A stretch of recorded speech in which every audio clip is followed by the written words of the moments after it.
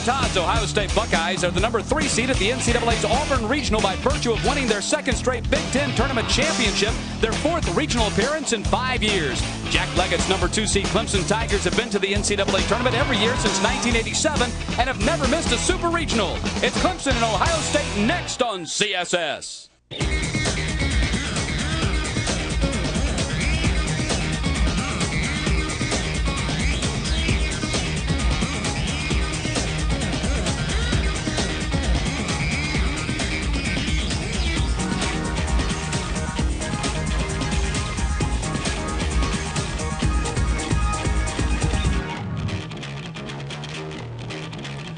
Live from Plainsman Park in Auburn, Alabama, it's day 1 of the NCAA Regionals. Today's first game, the 2nd-seeded Clemson Tigers take on the 3rd-seeded Ohio State Buckeyes.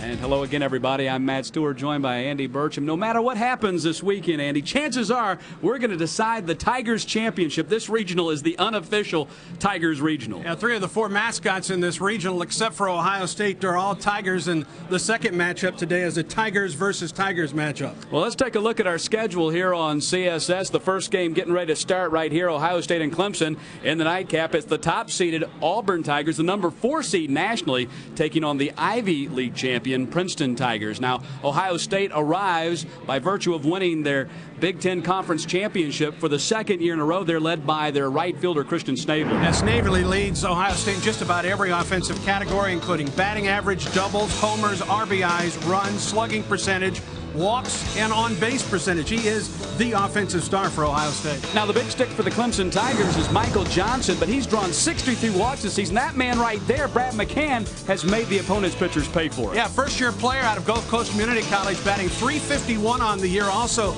leads the team in hits, doubles, RBIs as well. He's a very good one. It's the Clemson Tigers and the Ohio State Buckeyes. We'll come back with the starting lineups and the first pitch right after this timeout on CSS.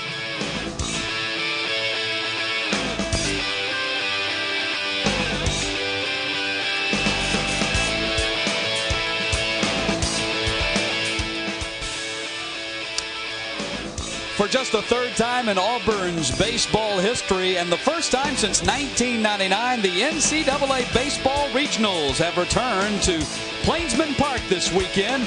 And we are just about set to get things started here in Auburn, Alabama. Game 1 of this NCAA Regional as Jack Leggett's Clemson Tigers take on the Ohio State Buckeyes here in game number 1. Matt Stewart along with Andy Burcham. And Andy, this Clemson team has been to Auburn already once this year and lost 2 out of 3 games against the Auburn Tigers to start the season. As a matter of fact, opened the season here for Clemson. It's the 2nd straight year that Clemson has opened its season against Auburn. 2 years ago, Clemson swept the Tigers in Clemson, came here this year and lost 2 out of 3 to the Tigers to open the campaign. Well, the Ohio State Buckeyes are in the NCAA Regionals for the 4th time in 5 years. Might not get as much publicity as some of the other teams, but they fashioned a 41-win season this year. And what's impressive about Ohio State is they won the Big Ten Championship last weekend coming out of the losers bracket. Won their first game, lost their second game, then came back through the losers bracket and beat Minnesota twice in Minneapolis to win the Big Ten Championship. Now, the Clemson Tigers put together a fine season, 38-20, and you might say, well, golly, that doesn't sound like a great season comparatively speaking to what Clemson has done in the past. And, of course, last year they were the number 3 team in the nation in the College World Series, but they endured a lot of big-time losses in their lineup and still put together a team that finished well in the ACC. Well, they got one guy coming back that was a huge factor a year ago, and that's Michael Johnson at 25 homers last year.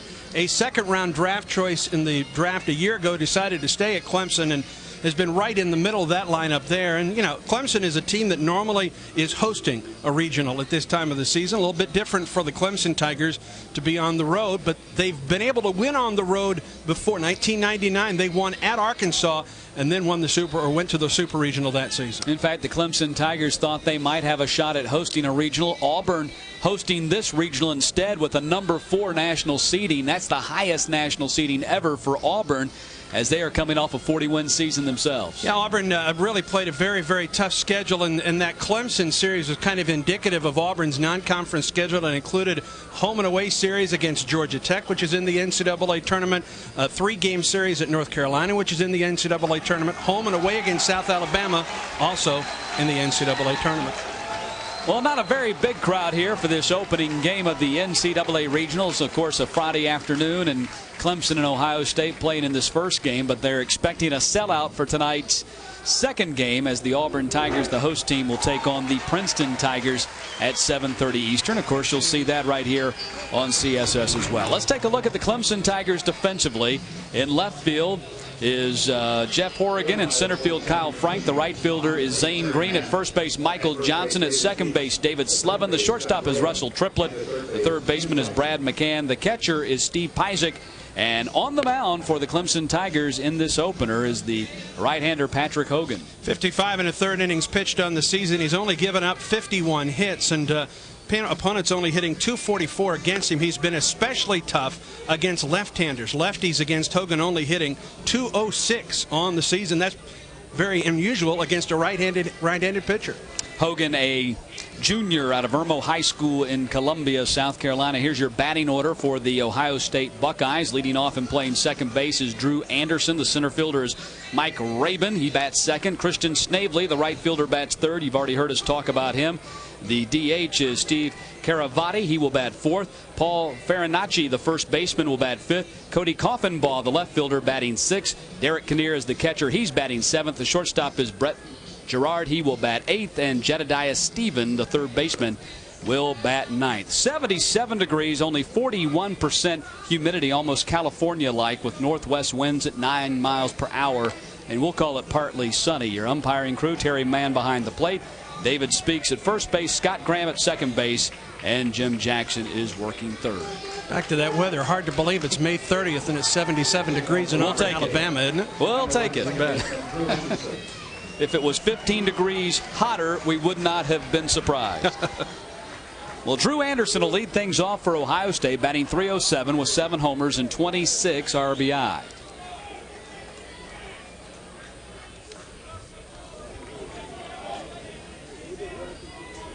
And the first pitch from Hogan is hit foul down the third base line, and we are underway from Auburn, Alabama. Well, you really want to keep Anderson off the base if you're Clemson this afternoon. Leads the team with 17 stolen bases in only 19 attempts.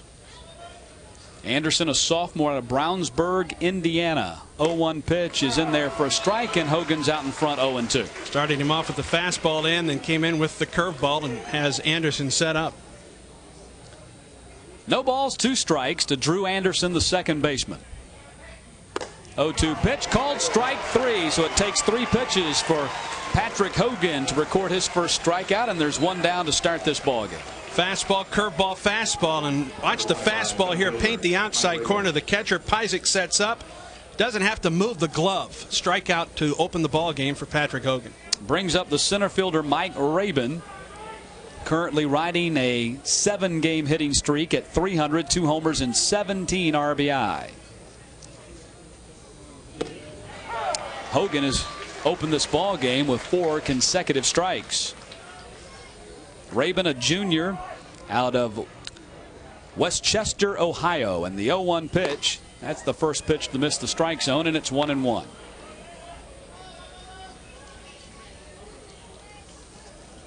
Just underway from Plainsman Park. Thanks for joining us here on CSS. And the 1-1 pitch, chopped to the second baseman Slevin, throws on to Johnson, and there's 2 down in the inning.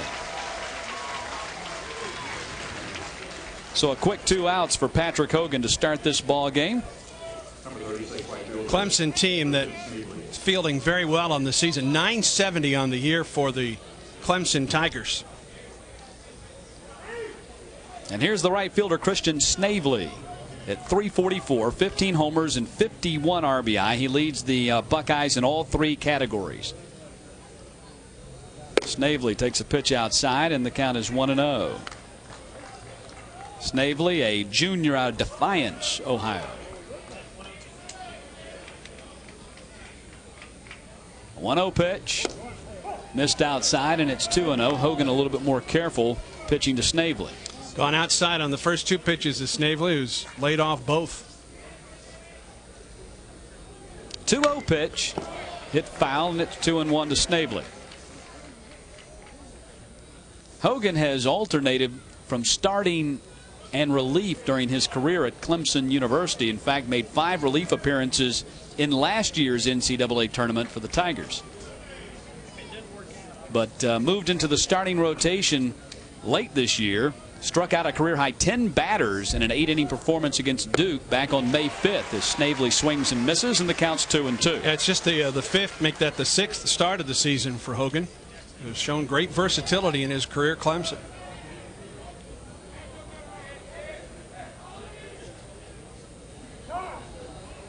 Now the umpire behind the plate calls time. 2 balls, 2 strikes, 2 out here. Top of the first, just underway. Ohio State and Clemson in this opening game of the NCAA Auburn Regional.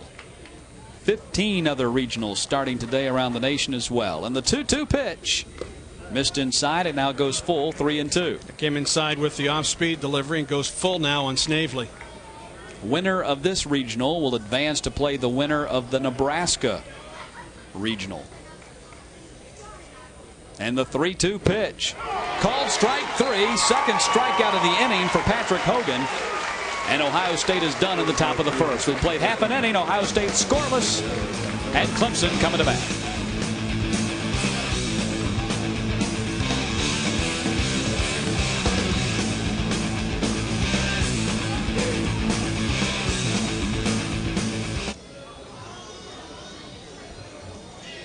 Bottom half of the first of the NCAA regionals. Ohio State and Clemson just getting it away. Let's take a look at the Buckeyes defensively with Coffenbaugh in left, Rabin in center, and Snavely in right. Farinacci is at first base, Anderson second, Girard at short, and Steven at third, and Kinnear is behind the plate. And on the mound for the Buckeyes is the left-hander Josh Newman.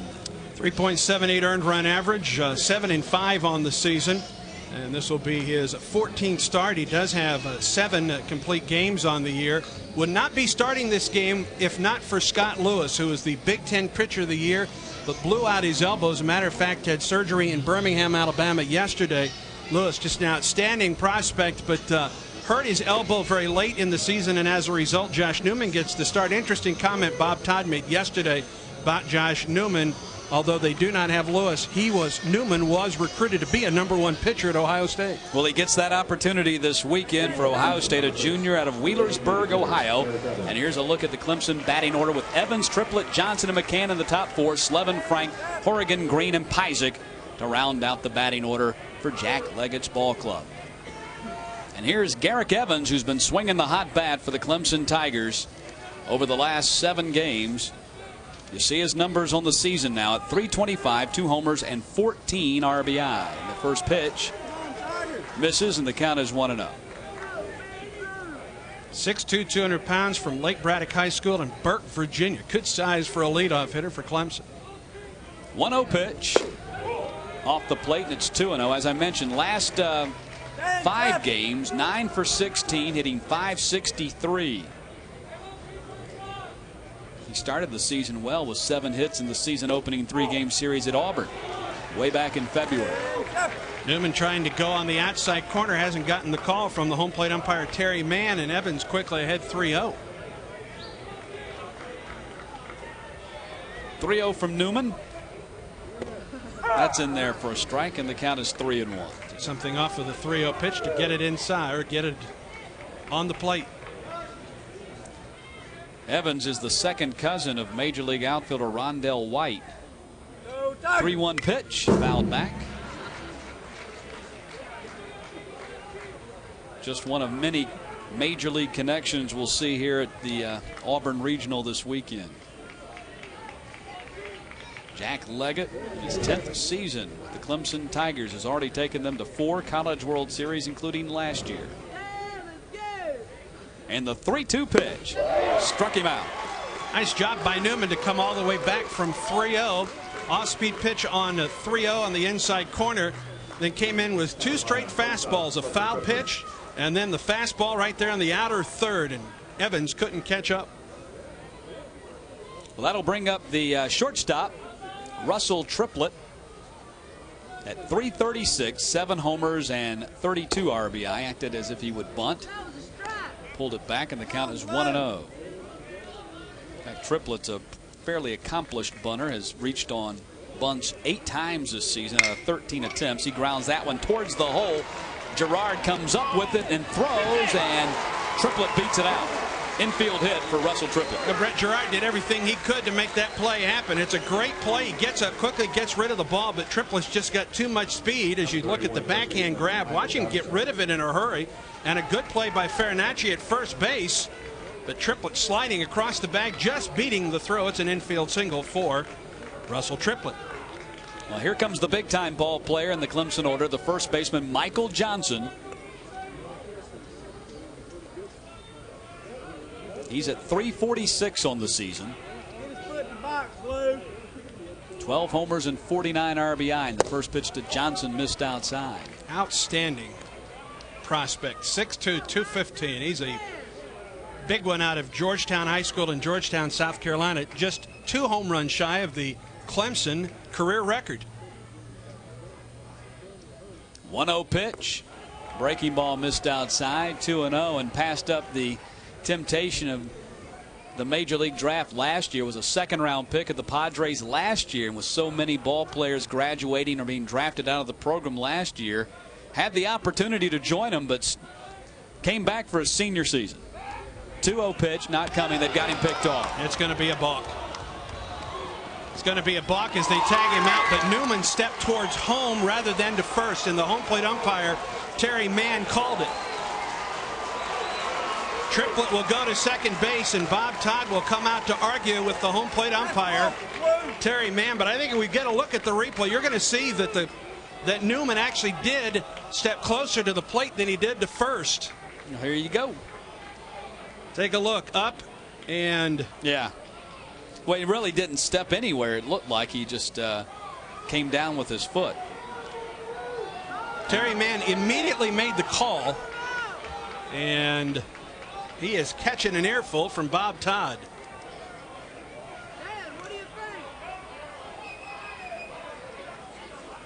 Well, as a result, the Tigers will have Triplett now at second base and nobody out instead of the bases empty and 2 out. And a 2-0 pitch coming to Michael Johnson.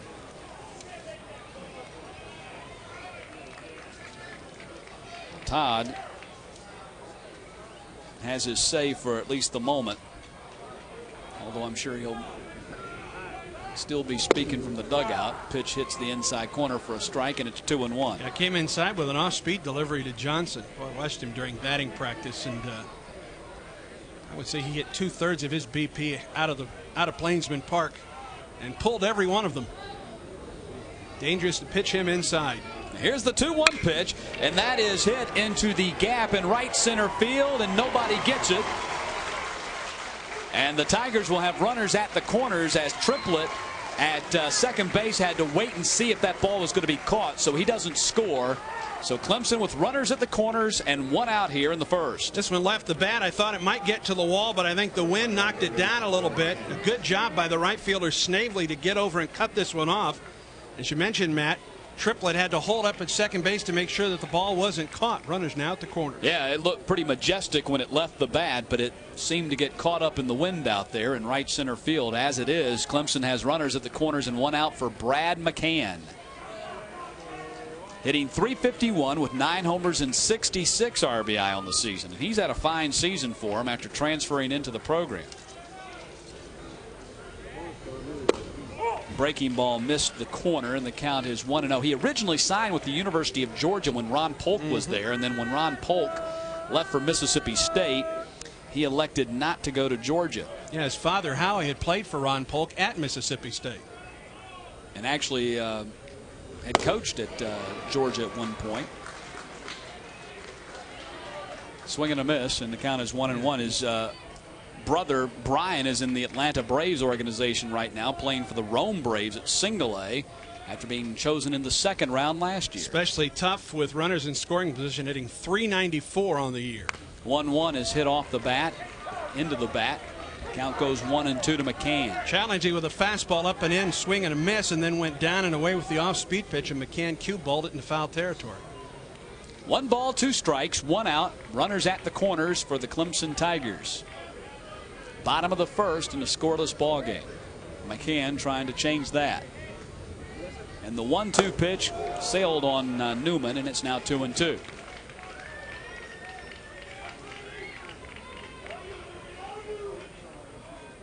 Ohio State Buckeyes, champions of the Big Ten tournament, what you doing? defeating Minnesota in the title game. Coming back to win that tournament out of the losers bracket. And the 2-2 pitch missed low. It's now 3-2. Tough situation for Newman, as you'll take a look at runners at third. That's Triplett. And at first base, Johnson. Do you walk him and risk loading the bases, or do you give him something to hit? Not an enviable position for Newman here. 3-2 pitch. Walked him. Bases loaded. So Newman is in a bona fide jam here in the first inning. Johnson was running on that 3-2 pitch.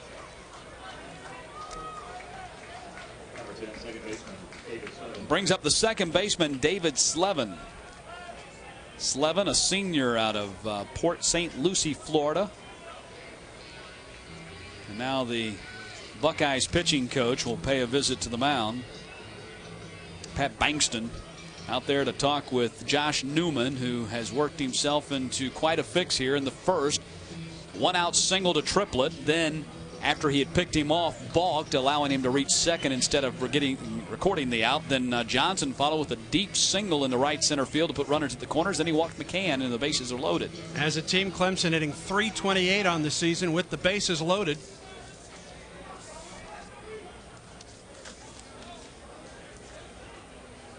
Slevin with a 20-game hitting streak coming in. Second team All ACC. He bats with the bases loaded here in the first. An opportunity to put his team up on top first. Day 1 of the NCAA Regionals. We'll be with you the next 3 days. Hope you're with us for all the action. Coming up at 7:30 Eastern tonight, we'll have the Auburn Tigers and the Princeton Tigers. Right here, the Clemson Tigers are trying to take the lead. And the first pitch to Slevin is swung on and missed, and the count is 0-1. Fastball for Newman. I think he actually missed his spot. Kinnear, the catcher, had set up on the inside corner. That was more over the outside part of the plate.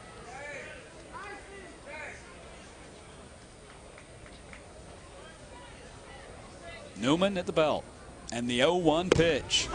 Called strike on the outside corner, and it goes 0-2 to Slevin. And that time we saw Kinnear set up on the inside corner, then jump to the outside corner as the pitch was being delivered, and Newman put it right on the mark. 23 of Slevin's 27 RBI have come in conference games this year, and the 0-2 missed way outside. And the count is 1-2. And needless to say, Newman could use the strikeout here. And he's going right after David Slevin. Double play wouldn't hurt either. Second baseman and shortstop playing back for that. 1-2 is hit to the third baseman. It gets by him. Russell Triplett scores. Michael Johnson scores. That ball's down in the corner, and they're going to hold McCann at third. In at second with a double is David Slevin, and Clemson has taken a 2-0 lead. Tried to come inside one too many times, and Slevin was ready for that one, and he put it past Jedediah Stephen down at third base and into the corner. Take another look. Actually set up outside, breaking ball down and in, and Slevin just inside the third base bag and down into the corner. Triplett and Johnson score, and Clemson on top by a score of 2-0. Still second and third with just 1 out in the inning. Slevin's 10th double of the season, and RBI 28 and 29. And Kyle Frank steps in, and base hit here would double the lead. Frank fouls that one back over the overhang, and the count is 0-1.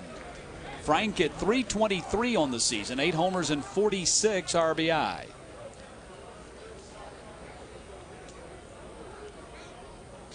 He's a graduated senior out of Wolfboro, New Hampshire.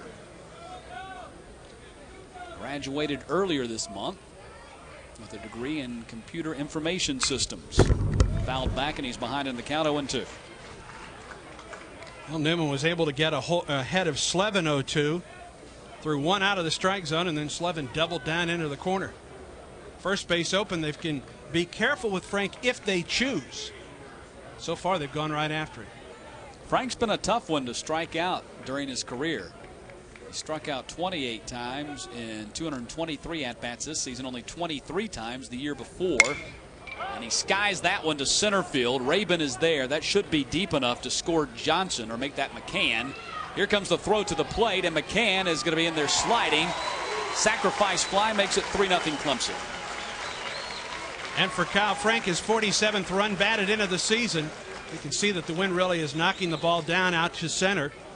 Mike Rabin got in pretty good position to make the throw to the plate, but McCann sliding past at the ball was the throw was just a little bit up the third base line. 2 out now in the inning, and a runner still in scoring position. Slevin down at second, who had the big 2-run double in this inning. And it brings up the left fielder, Jeff Horrigan. Horrigan at 271, 2 homers and 25 RBI on the season. Breaking ball in there for a strike, and the count is 0-1 to Horrigan, who is a sophomore out of Beacon Falls, Connecticut. Clemson does a good job of recruiting up and down the East Coast. 0-1 pitch, fouled back the fastball, and it's 0-2. Clemson's been a great first inning team this season, now outscoring opponents 47-27 with the 3 tallies here in the first inning. And it makes it easier on your pitcher, too. Speaking of the pitcher, Patrick Hogan has grabbed a baseball, and he's trying to stay loose down the left field line.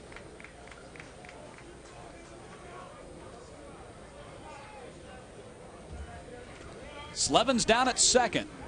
And the 0-2 to Horrigan. Almost chased it, took it low, and the count is 1-2.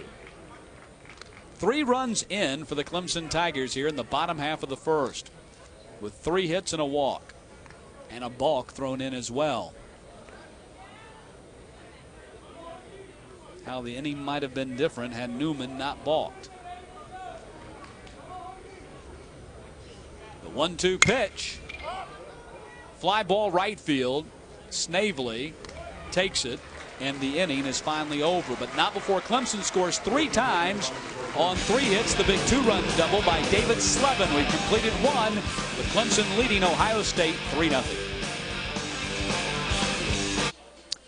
The Hilton Garden Inn in Auburn, Opelika, is the #1 garden inn in the country in guest loyalty. Their restaurant, the Great American Grill, is open for breakfast, full breakfast buffet, and dinner with complimentary room service, located on Interstate 85 at exit 57. When CSS comes to Auburn, we stay at the Hilton Garden Inn. And to book your next stay, call 334-502-3500. The Ohio State Buckeyes and Clemson Tigers have come to Auburn this weekend, as have the Princeton Tigers for this NCAA Regional. We've completed 1 from Plainsman Park, with Clemson jumping out to a 3-0 lead. The 4, 5, and 6 hitters due up for Ohio State here in the top half of the second. Caravati, Farinacci, and Coffenbaugh. And here's Caravati at 330, 4 homers and 42 RBI.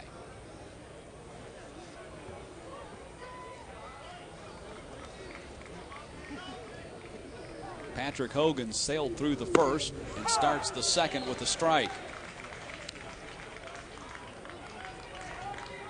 Caravati, a junior out of Dover, Ohio. 0-1, missed outside, and the count goes 1-1. Had a chance to visit one of Ohio's finest over the last couple of days. Kent Merker now with the Cincinnati Reds, native of Dublin, Ohio. 1-1 pitch. Fly ball into shallow center field as Kyle Frank drifts in, makes the easy play, and there's one down here in the second.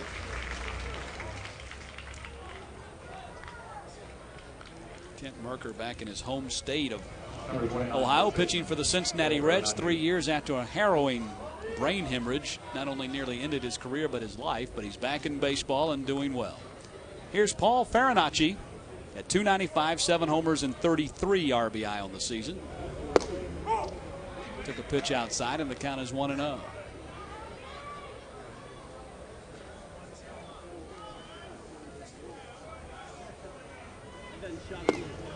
Strike at the knees, and it's 1-1 to Farinacci, who is a sophomore out of Westlake Village, California.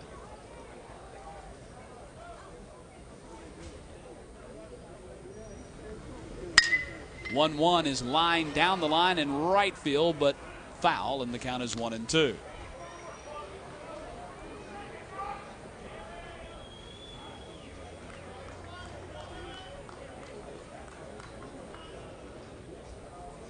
1 ball, 2 strikes, 1 out here in the top of the second, with Clemson having jumped out to a 3-0 lead on Ohio State.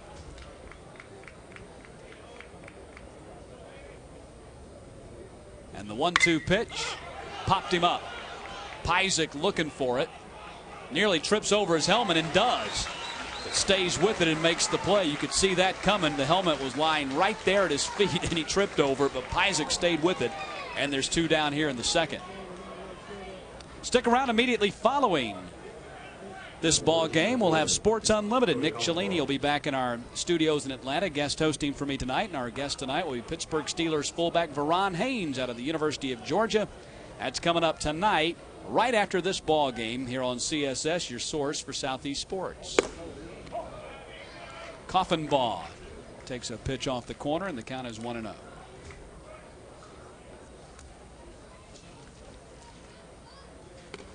Swings and misses, and the count goes 1-1 to Coffenbaugh, sophomore out of Newark, Ohio.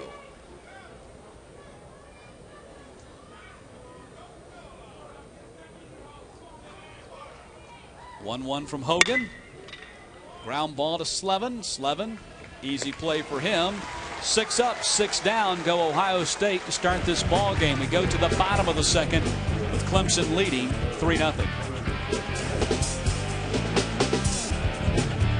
Bottom of the second at Auburn with the Clemson Tigers leading Ohio State 3-0 here in day 1 of the NCAA regionals. If you'd like to win a Georgia PGA golf pass, well, the place for you to go is css-sports.com. The PGA golf pass is good at over 200 locations in the Georgia, Alabama, and Florida Panhandle for discounts at some of the finest golf courses in the Southeast. All you have to do is click on our website, css-sports.com, answer our PGA trivia question of the week. We'll randomly choose from among the correct answers for a winner. And to do that, go to our website, css-sports.com.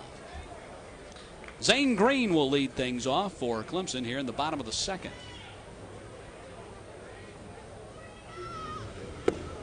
Green takes a strike, and the count is 0-1.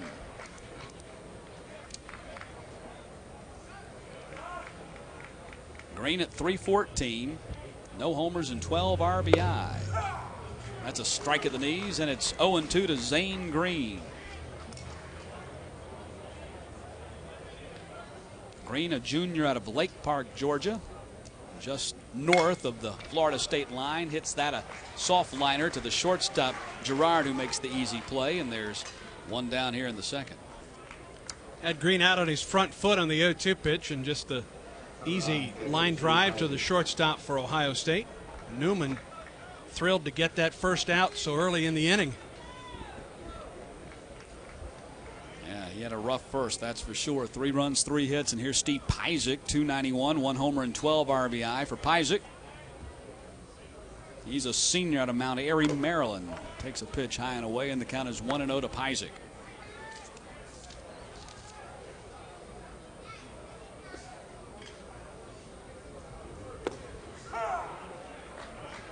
Count goes 1-1 to Pyzik, who hit his first career home run at Wake Forest 13 days ago, his first in 372 career at-bats, and fouls this one out of play, and the count's 1-2 to Pyzik. In the lineup as well, he's the best defensive catcher that Clemson has. Yeah, they've had trouble finding a catcher this year, someone who could give them, you know, some offense, and I think at this point they've decided that Pyzik's the best of the 2 worlds, offensively and defensively, as he pops this one up to Gerard, who shields the sun and makes the play, and there's 2 out here in the end. Got inside on the hands that time of Pyzik, popped it up. Easy fly ball to Gerard, and Newman has set down the first 2 that he's faced here in the bottom half of the second. And here's Garrick Evans, who struck out his first time up. But after that, the next 4 batters reached. And that led to a 3-run inning for Clemson in the first. Evans takes a strike outside, and the count is 0-1. Evans, a 23rd round pick of the Toronto Blue Jays in the 2001 Major League Draft. 0-1 pitch. Chopped it foul down the third base line, and it's 0-2.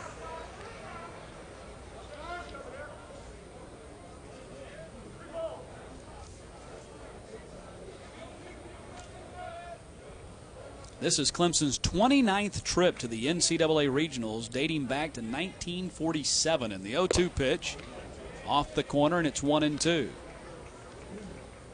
In fact, in that 1947 tournament, the Tigers defeated Auburn to advance to the College World Series, and that's a fly ball in the left field, and a fine play by Coffenbaugh, who came in there sliding and reached back for it to get the final out of the inning. We played 2 from Auburn, Clemson leading 3-0.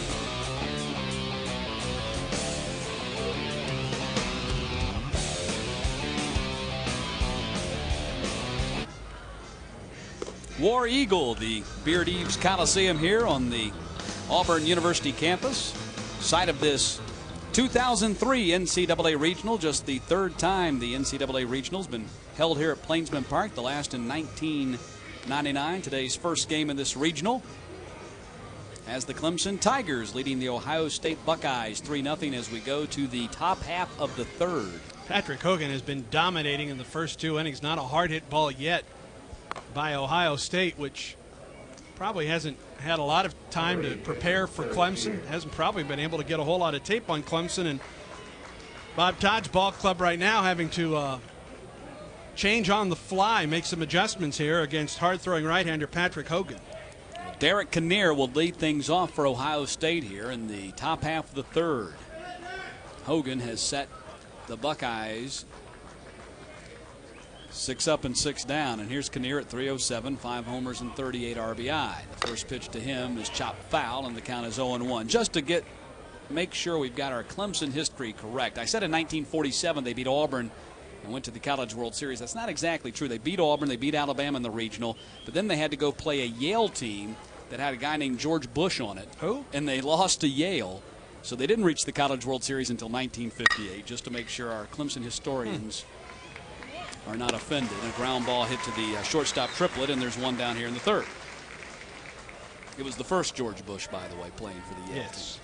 In fact, I was watching Nightline last night, and they were doing a big story about the 35th reunion of the 1968 Yale graduate class, which has the current president was a member of that class. I think the elder Bush was a first baseman, if I'm not mistaken, for Yale. Yes, he was. And a pretty good one, I understand. Pretty good college player. Here's Brett Girard, 295, 7 homers and 25 RBI. Pitch missed outside, and the count is 1-0. And there is an Ivy League team, of course, in this NCAA Regional. The Ivy League champions, the Princeton Tigers, will be playing the Auburn Tigers tonight at 7:30 Eastern. 1-0 pitch, and that is lined into left field. That's the first base hit for Ohio State, and that hits the gap and rolls to the wall, and Girard's got a chance to stop at second with a stand-up double. Well, Girard was named the player of the tournament in the Big Ten tournament. As a matter of fact, he had 3 home runs coming into the tournament. He hit 4 in that tournament alone and continues the hot hitting, and he found the perfect alley out in left center. A breaking ball down and across the plate, and he laces it into left field. Horgan just couldn't quite catch up to it as it rolls all the way to the wall, and it's a double for Brett Girard. And what a contrast to what we saw last week at Hoover Metropolitan Stadium. That was a fast track out there in left center field. Here, that ball hit and rolled quickly. I didn't think it was going to get to the wall, but it took off like it was on concrete. Last week at the Hoover Met, after all that rain, balls were hitting in the outfield and stopping with a thud. Jedediah Stevens stands in. The third baseman takes a ball, and the count's 1-0. His numbers, 255 homers, 18 RBI on the season. 1-0, and that is ripped foul down the left field line, and the count's 1-1. That ball really took off. I didn't think it was going to get to the gap like it did. I thought Girard might actually have a shot at 3. Rolled to the deepest portion of this ballpark at 385.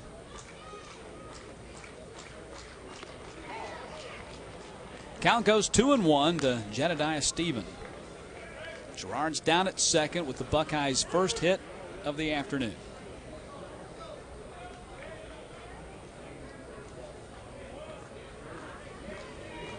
Hogan looks back at second, and the 2-1 pitch. Breaking ball just got a piece of it, and the count goes 2-2.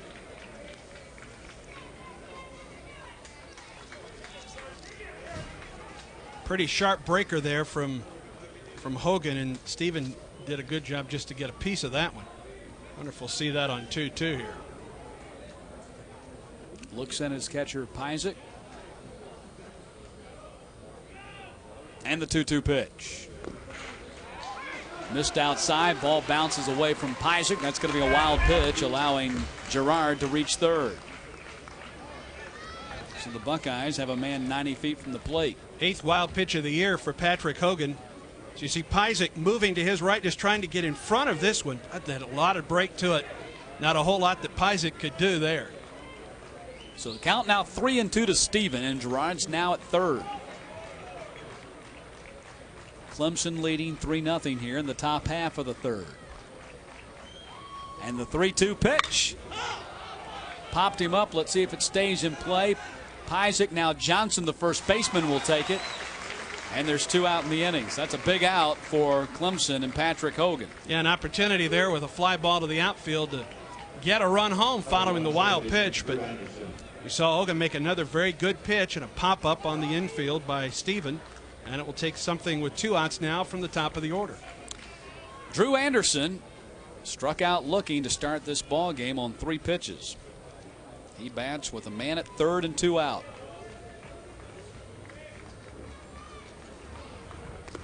Pitch again missed way outside, and Pyzik does a good job to smother it.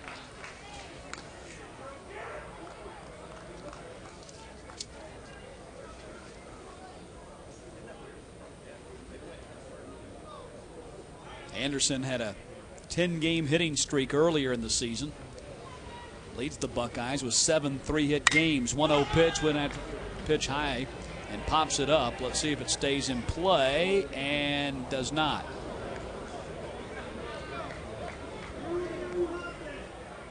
And the third baseman overran that one right in front of the dugout.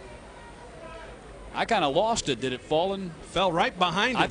I actually thought it hit off the screen that I thought it clipped the screen that's on top of the dugout here. Get another look at this one.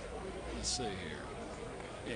Well, no, I guess he just did overrun it. I thought it clipped the screen and came back. We couldn't tell in that shot. 1-1 pitch, and that is driven into left field, and that is going to be out of here. A 2-run homer off the bat of Drew Anderson, his 8th of the season, makes it a 3-2 ball game. Tell you what, Matt, Anderson thought he had a pitch to hit a home run on the previous pitch, the one that he fouled off the screen in front of the Clemson dugout. He got the same pitch again. He was looking dead red fastball and hit it just over the top of the monster out and left. Watch where this pitch is, right down the middle. And Anderson was looking for it and hit it out of here. His 8th home run makes it a 1-run game. Hit it over the big green monster out in left field. His 27th and 28th RBI of the season, and we have a new ball game. It's 3-2, and here's Mike Rabin, who grounded out his first time up. 1-0 pitch, breaking ball in there for a strike, and it's 1-1. The big green monster out there, a la Fenway Park, 315 down the left field line and 335 in the alley. And that is hit into shallow center field, and coming on to make the play is Kyle Frank, and the inning is over, but not before Ohio State gets 2 back on the 2-run homer by Drew Anderson. We go to the bottom of the third. Clemson's lead's been cut to 3-2.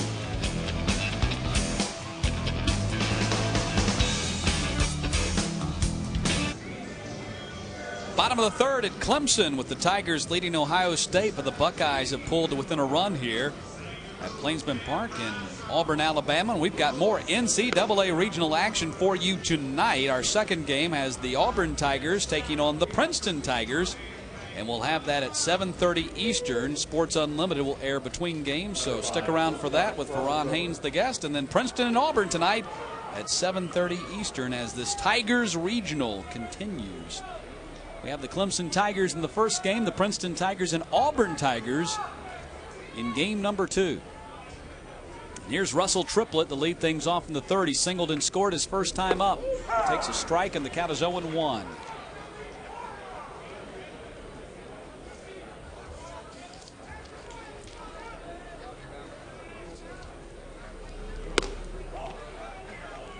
1 ball, 1 strike to Russell Triplett. Triplett, a second team All ACC. 1-1 pitch. Hit it off the handle. Second baseman Anderson goes back in right field and makes the play, and there's 1 down here in the 3rd. Talked so many times about batters making adjustments. It looks like Josh Newman may have made an adjustment. That first inning, Clemson hit him pretty hard, but he breezed through the second and then got it in on the fist that time of Russell Triplett. And they want Michael Johnson to come to the plate with nobody on base as much as possible. Indeed, he singled and scored his first time up, a single that was hit into the right center field gap and looked like it had more carry to it than it ended up having. It looked like the wind kind of batted it down in the outfield, and he takes a strike, and the count is 0-1. 2 years ago, Johnson tied an NCAA tournament record with 6 RBI in Clemson's 24-4 rout of Seton Hall in the 2001 regionals. He falls behind 0-2 in the count.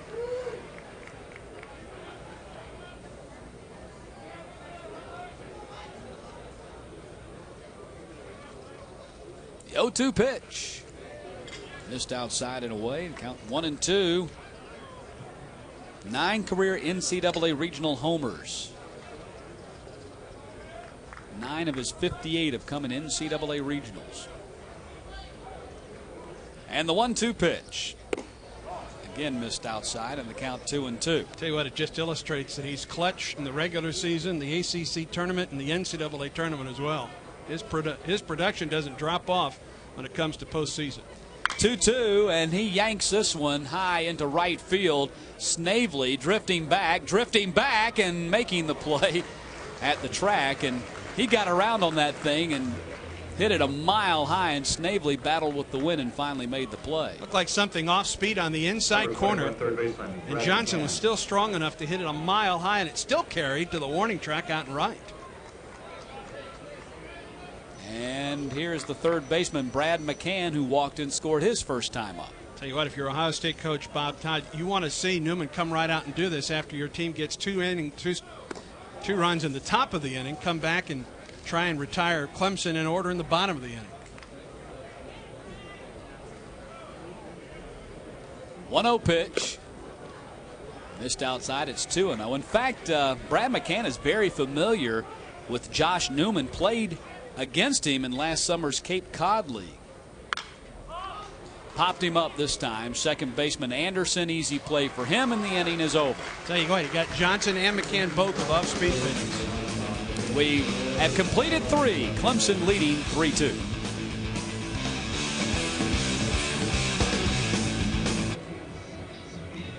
Some Clemson fans here in attendance at Auburn's Plainsman Park, top of the 4th in this NCAA regional, with the Tigers leading Ohio State 3-2. All you hunters and fishermen tune into CSS every Sunday morning at 9:30 Eastern for 2 hours of outdoor programming. We'll take you through the woods on a big game hunt and then down to the fishing hole. That's all right here on CSS, your source for Southeast sports. Christian Snavely leads off for Ohio State here in the top of the 4th. Struck out his first time up. Takes a pitch inside, and the count is 1-0. Snavely had a 16-game hitting streak at one point this season. First team All Big Ten and Big Ten tournament selection. 1-0 pitch. Missed inside, and it's 2-0. Snavely may wish that this regional were in Minneapolis at Seibert Field. In an 8-game span in the regular season. 3-0. Yeah, misses low. 8-game span in the regular season and the Big Ten tournament, he hit 6 home runs. Wow. 3-0 pitch. Walked him on 4. First walk issued by Hogan. And the Buckeyes have the leadoff man aboard here to start the 4th. And here's the DH, Steve Caravati, who flew out to center his first time up.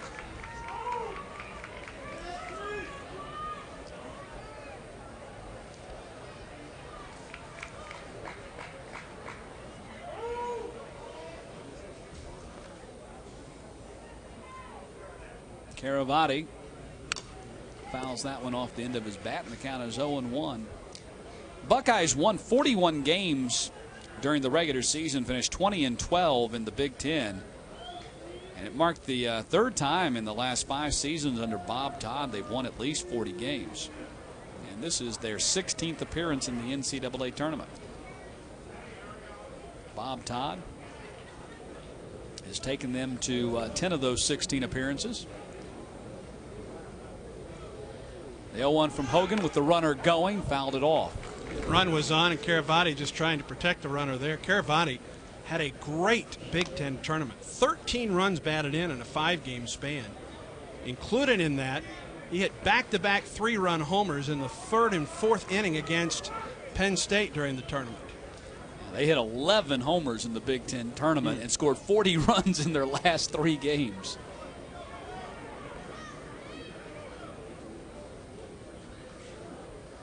The 0-2 missed outside, and it's 1-2. And not trying to diminish scoring 40 runs, but you see that a lot in tournament action.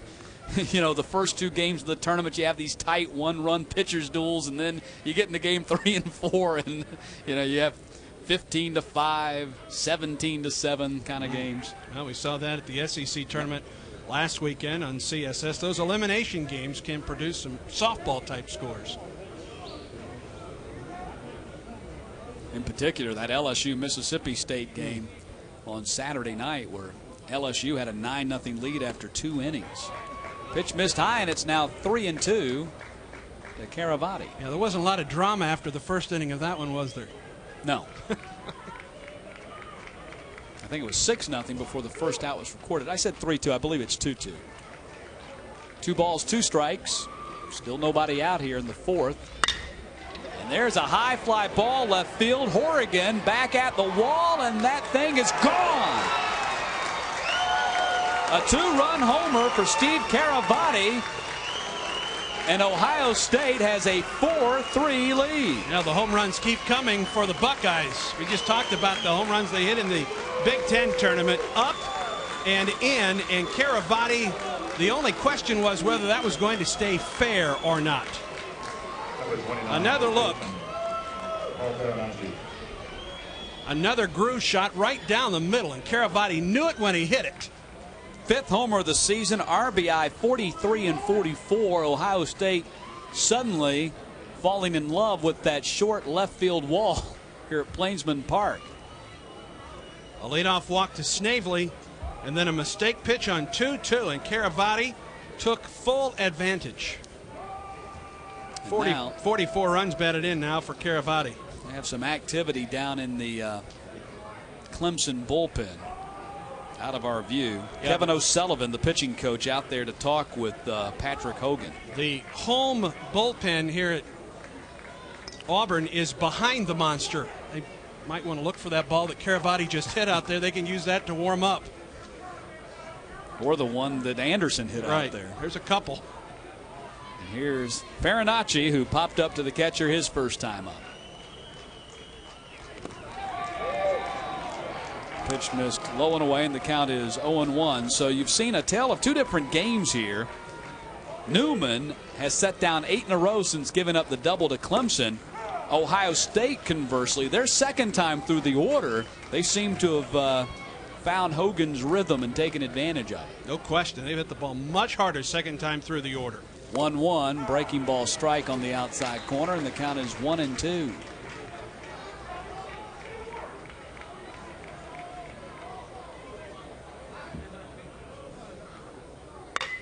And that ball is hit foul down the third base line. 1 ball, 2 strikes. 4 runs on 3 hits for Ohio State, 3 runs on 3 hits for Clemson. All 3 of Clemson's hits came in succession or broken up by a walk back in the first inning. The 1-2 pitch. Ground ball hit to the shortstop and off of Triplett. And that's going to be an error on Russell Triplett. His 20th of the season. Another hard hit ball, Matt. Take a look at this one, and it just eats up Triplett and up his arm and into the outfield grass. Gets in good position, but that ball was hit like a laser beam, and Ohio State just continues to pound the ball now. And here's the left fielder, Cody Coffenbaugh, who grounded out to the second baseman his first time up. That pitch goes behind Coffenbaugh and all the way to the screen. Advancing to second on the wild pitch is Farinacci. Another look. Look how far that Hogan misses with this pitch. Just squeezes it, holds it a little too long, and behind Coffenbaugh. Just a bit inside. Yes. So Farinacci's now in scoring position. And this game has turned dramatically over the last 2 innings. Second wild pitch of the game for Hogan. He was able to, thought we might see him pitch around that wild pitch back in the third, but then gave up the 2-run homer to Drew Anderson.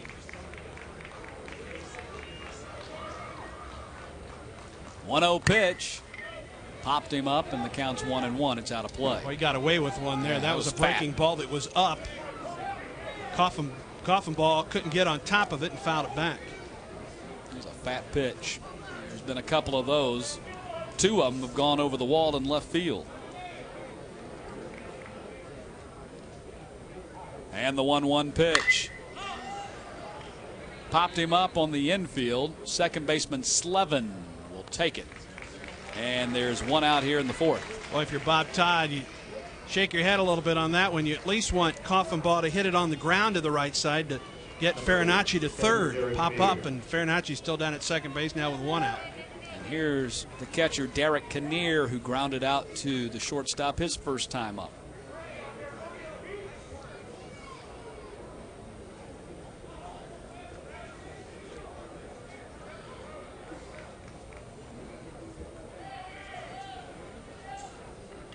First pitch to Kinnear missed outside, and the count is 1-0. You get the feeling that Hogan's really battling himself out there, fighting with himself. He's lost his control. He's had trouble locating the breaking ball, and they're sitting on the fastball, and I don't care how hard you throw, you're sitting on dead red, you're going to hit it hard. 1-0 pitch, breaking ball missed high, and it's now 2-0. As you mentioned, he can't locate that breaking pitch. That's it. He is done as Jack Leggett makes a trip to the mound, and he's going to the bullpen for a right-hander. Wow, how quickly that happened. Yeah, he sailed through the first 7 hitters he retired in order for Clemson. But since that time, Ohio State has touched him for 3 hits, and 2 of them have been 2-run homers. Jeff Hahn will come on, a right-hander for Clemson, coming on to replace Patrick Hogan. And we'll tell you about Jeff Hahn right after this timeout on CSS.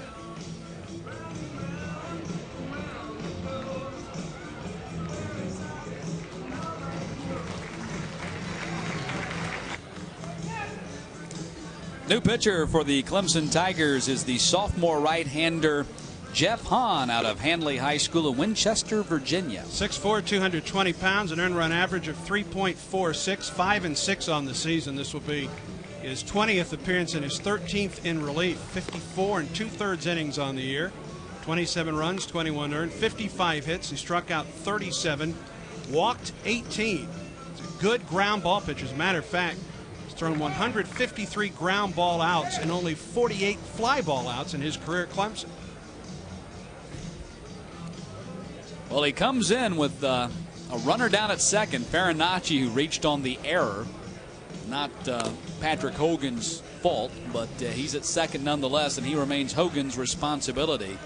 And there's 1 out, and the count is 2-0 to Derek Kinnear. So Hogan goes 3 1/3, gives up 3 hits, 4 runs, a walk, and 2 strikeouts, and the runner down at second remains his responsibility. So Hahn on here in the top of the 4th. 3 batters after, Steve Caravati gave Ohio State a 4-3 lead on a 2-run homer.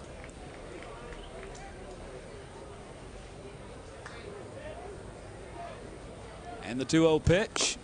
That missed high, and it's 3-0. And I imagine Kinnear, as he looks down his head coach in the third base box, will be taken right here. 3-0. Walked him. That walk will be credited to Patrick Hogan. So he ends up with 2 walks on the game, first and second now with 1 out for Clemson. And here's Brett Girard, who picked up Ohio State's first hit of the ball game back in the third. A double that found the gap in left center field. And 2 batters later, Girard scored on the 2-run homer by Drew Anderson. That was really the first hard hit ball of the game for Ohio State. And Girard bats with runners at first and second and 1 out here in the 4th. Jeff Hahn trying to douse this fire, and he has yet to throw a strike, and the count goes 1-0. All 3 of Ohio State's hits are extra base hits. That double by Girard, and then a pair of 2-run homers from Anderson and Caravati.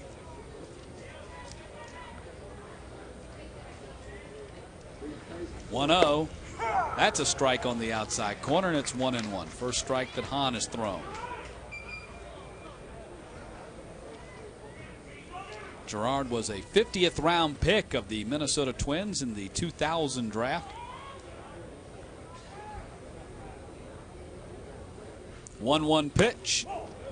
Missed high, and it's now 2-1. So Hahn has not endeared himself to head coach Jack Leggett by throwing balls since he came in. There's runners at first and second, Kinnear at first, and Farinacci is down at second. There's only 1 out in the inning. Clemson playing back for a double play. 2-1.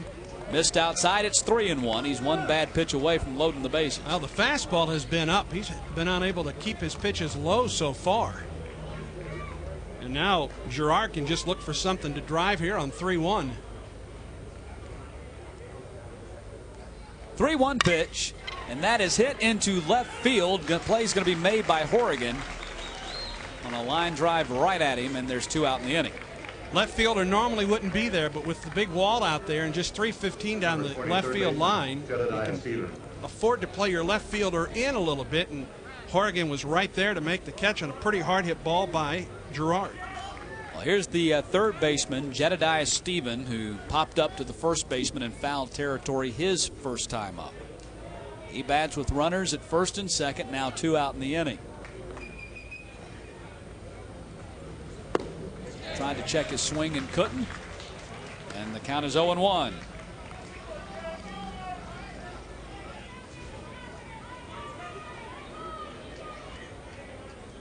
Stephen, a freshman out of Caldwell, Ohio.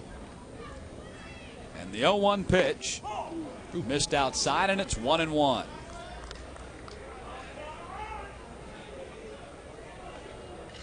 Ohio State won the College World Series in 1966. 1-1 off the plate, and it's 2-1. Then went back the following year and was eliminated in 2 straight games, and they have not been back to Omaha since.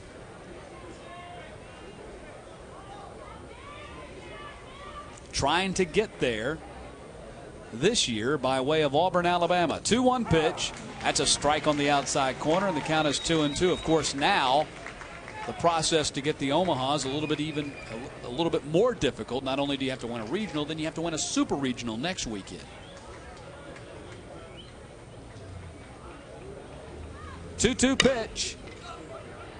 Hit foul down the line, and Johnson is over here to make the play in foul territory, and the inning comes to a close, but not before Ohio State takes the lead on a 2-run homer by Caravati. It's 4-3 Ohio State going to the bottom of the 4th.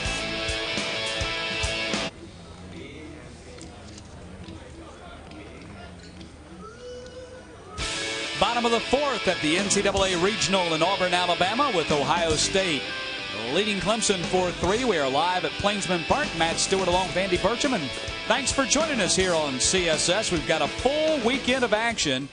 Another game tonight, possibly 3 tomorrow here on CSS, depending upon the outcome of these first 2, and then the championship rounds, either 1 game or 2 on Sunday. Basically, if Auburn or Clemson or both are playing, we're there. That's right. Here's David Slevin to lead things off in the 4th inning for Clemson. They trail for the first time tonight. Slevin takes this afternoon, rather. Slevin takes a Pitch outside, and the count is 1-0. Had a 2-run double back in the first inning. That's the last hit for Clemson in this ballgame. Slevin fouls that one back. With that double, stretched his hitting streak to 21 games.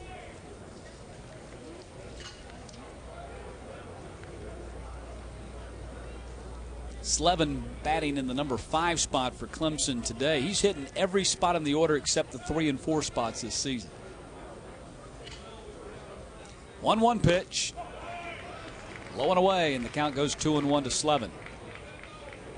Newman is now set down 8 in a row since last giving up that double to Slevin. Fouled back, count now 2-2. Slevin, an 11th round draft choice by the Milwaukee Brewers. You see draft choices, pretty high draft choices, all up and down this Clemson roster.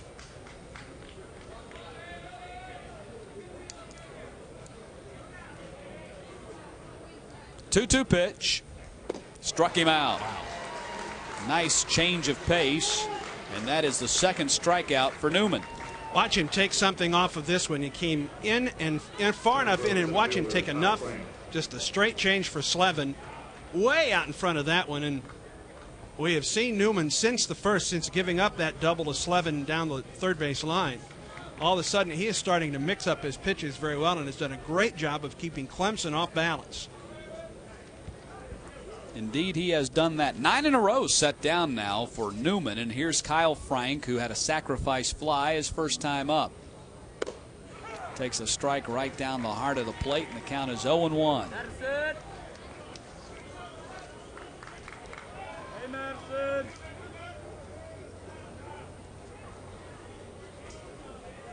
0-1 pitch. Missed it, and count goes 0-2. Now, so much has been said and written about Scott Lewis, the pitcher of the year in the Big Ten. Not to take anything away from Josh Newman, he was named second team All Big Ten pitcher. We're starting to see evidence why here in this one.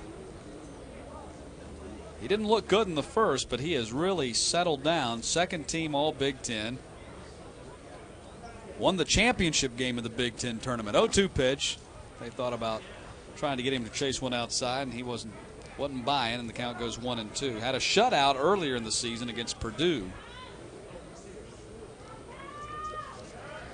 And you wouldn't have faulted Ohio State if they would have been down. A little chin music there for Frank that time. You wouldn't fault him if they had been down, if Scott Lewis went down. But Newman's giving him a big pick-me-up.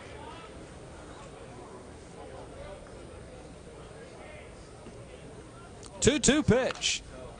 Off the handle and fouled back on the screen. Count remains 2-2.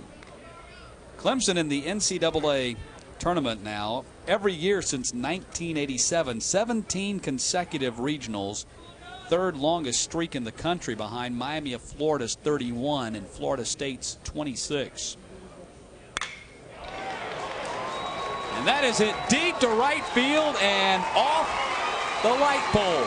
Solo home run. That's number 9 for Frank this season, and that ties the game at 4.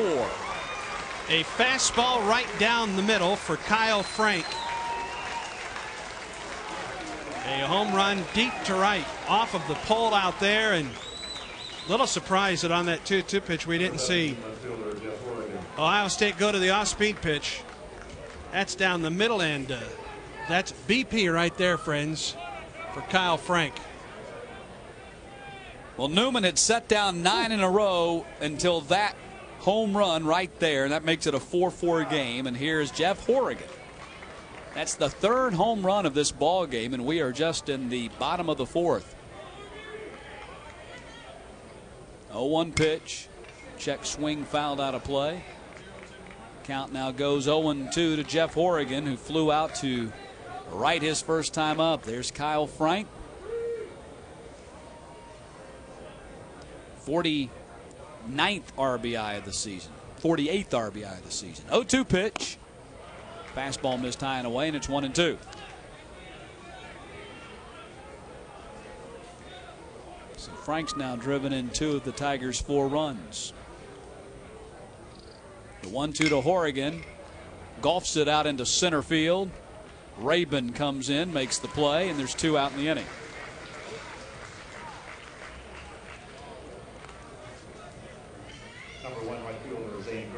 That'll bring up the right fielder Zane Green, who hit a soft liner to the shortstop his first time up.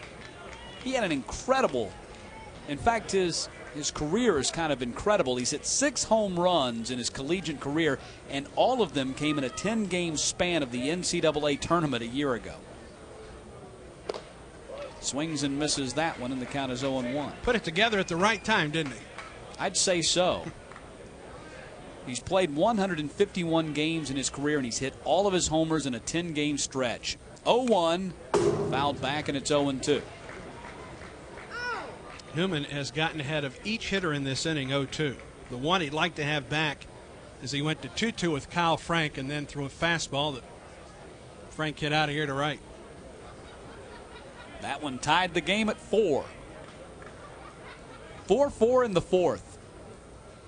0-2 pitch, struck him out with the high fastball, and the inning is over. Second strikeout of the inning for Newman, but Clemson ties it on the solo homer by Kyle Frank. We go to the 5th. Ohio State and Clemson knotted at 4.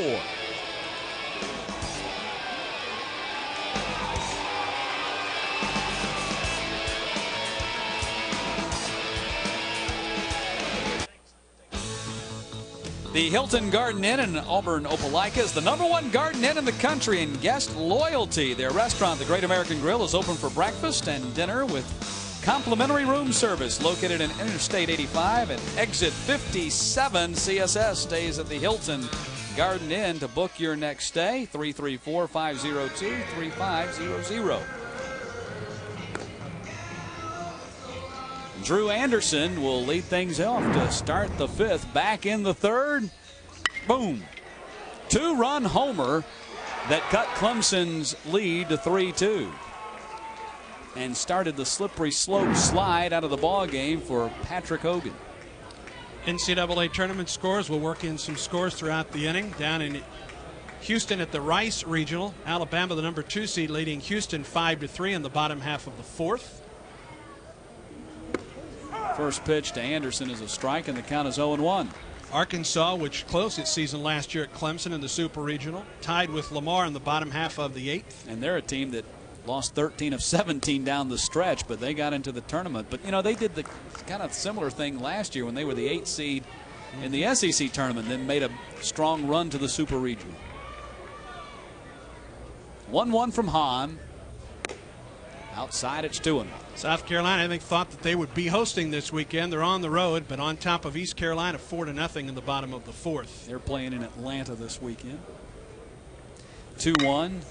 That is chopped foul down the third base line. That's a tough assignment to go from thinking that you're going to host a regional to having to play at the #3 national seed, Georgia Tech. Not kidding. LSU, of course, at home, the #2 national seed, leading Northeastern 1-0 in the bottom of the 4th. Florida on the road at Miami, playing Florida Atlantic and scoreless in the bottom of the 1st. And Gators setting a precedent, and there's a high fly ball to left field. Horrigan backing up, and watches it go. 3rd home run of the afternoon for Ohio State, the 2nd for Drew Anderson in as many at-bats. That's 9 for him on the season, and Ohio State has the lead again at 5-4. Drew Anderson struck out looking in the 1st, and since said a 2-run homer. And let's look at where this pitch is from Jeff Hahn. Right down the middle. Right down the middle, very little movement, and Anderson is dialed in. And Andy, we said it during the break, if you make a mistake today, they're going to hit it out of the ballpark. And that's the 4th home run for these two ball clubs here in the top of the 5th. And that's a ball hit foul down the third base line off the bat of Mike Rabin. More scores. South Alabama and Rutgers playing in the Tallahassee Regional. Top of the 4th, the Jaguars lead the Scarlet Knights 5-1. Southern Miss is at home this weekend as the #2 seed. And bottom of the 1st, no score between the Golden Eagles and Southern University out of Baton Rouge. And Southern's a very interesting story themselves.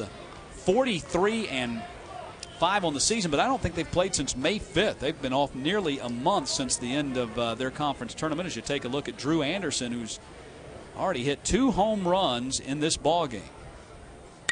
0-2 hit off the end of the bat. Second baseman Slevin throws him out. And there's one out here in the 5th. That home run by Anderson, it's the first time, well, it hasn't been too long, May 24th, where we've seen Ohio State batters hit home runs in consecutive at-bats.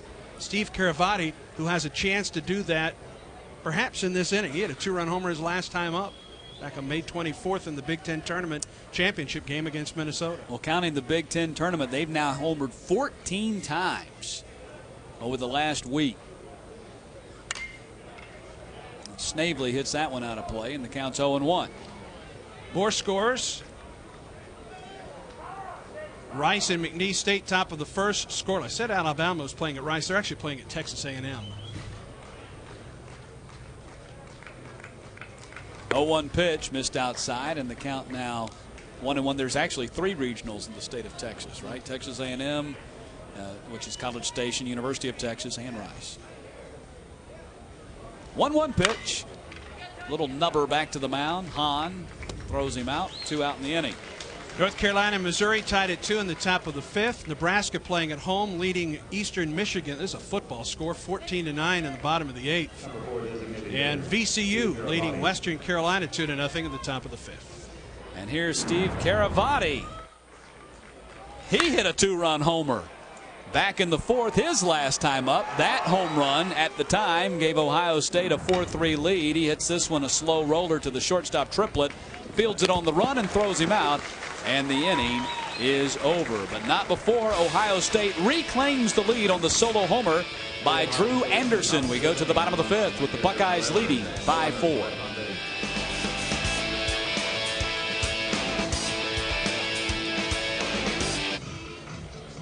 Ohio State leading Clemson 5-4 as we go to the bottom of the 5th here at Plainsman Park. On Tuesday here, CSS, that's June 3rd. Tune in for the NCAA Division II Baseball Championship from Montgomery, Alabama. Our coverage will begin at 7 o'clock Eastern right here on CSS, your source for Southeast sports. Just Tampa and Central Missouri State. Just up the road on I-85. What, about 45, 50 miles from here? Patterson Field in Montgomery. Steve Pajek will lead off for Clemson here in the 5th. He popped up to the shortstop his first time up.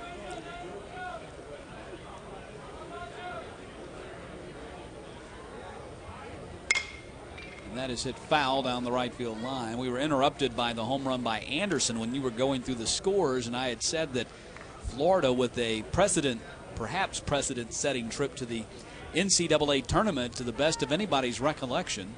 And here's the 0-1 pitch. Missed high. To the best of anybody's recollection, they're the first team to get into an NCAA regional without actually qualifying for their own conference tournament, which they did not do this year, finishing out of the top 8 in the SEC. And that's a fly ball into left center field that Rabin chases down right in front of the track, and there's one down in the inning. Wrong part of the ballpark for that. It goes back to 385 there as we look down at that left field wall. 315 down the left field wall to the monster, and then angles back to 385. And a lot of triples go to die out there in left center field here at Plainsman Park. Garrick Evans, who's 0 for 2 today, struck out in the first and then flew out in the second. He came in as one of their hottest hitters, but hasn't been able to do much yet. Takes a strike, and the count is 0-1. Garrick comes from a military family, lived all over the globe.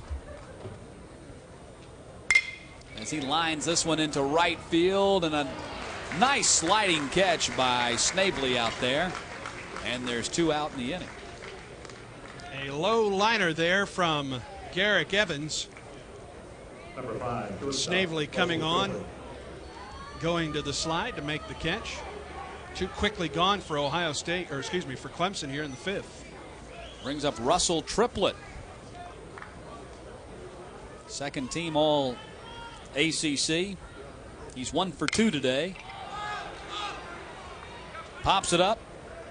Catcher makes the play, and that's an easy 1-2-3 for Josh Newman. We played 5. Ohio State with a 5-4 lead as we go to the 6th.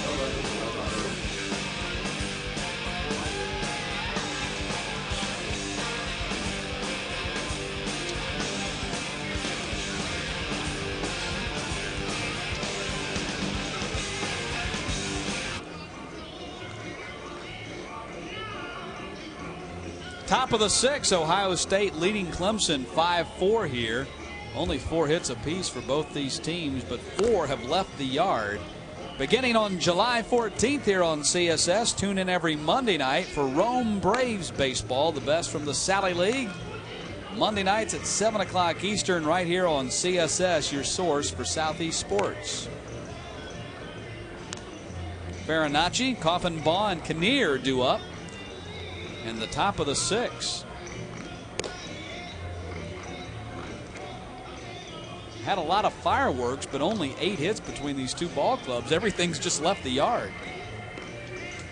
3 home runs for Ohio State. Every hit for the Buckeyes, extra base hit, 3 homers and a double. Yeah, there have been 8 hits in the ball game. Half of them have been over the wall. That's right.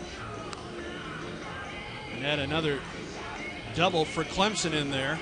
So tons of extra base hits so far in this one.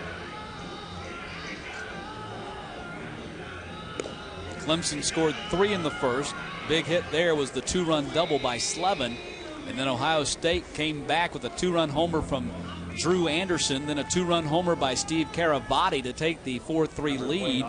And then in the 4th, Clemson tied it on the solo homer from Kyle Frank, but Ohio State got that one back with a solo homer from Anderson in the 5th. And that's where we stand 5-4 as Paul Farinacci stands in. He is 0 for 2.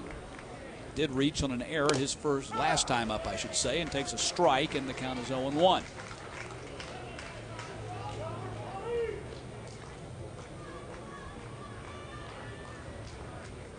Hahn misses, and the count is 1-1. Hahn came in for Patrick Hogan back in the 4th inning. Hogan only lasted 3 1/3 and gave up 4 runs. 1-1 pitch. Missed outside. It's 2-1.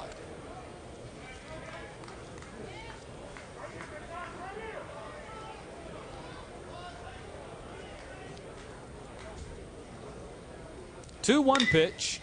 Ground ball hit foul down the third base line. That was close. Buckeyes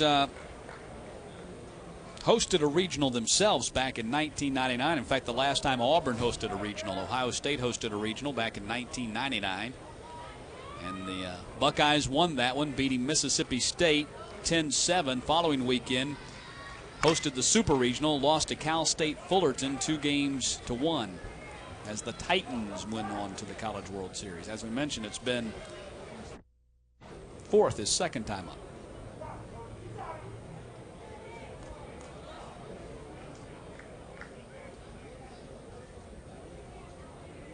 Oh-1 pitch.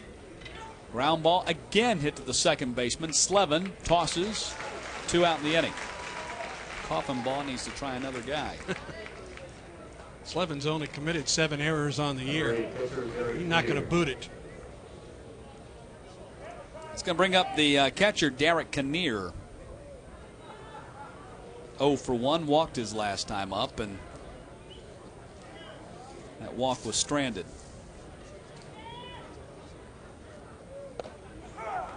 In there for a strike. Top of the 6th with Ohio State leading Clemson 5-4. 0-1. Missed low, and the count 1-1. Clemson leads the all-time series with Ohio State, having won 10 of the 14 all-time matchups, but they haven't played against each other since '88.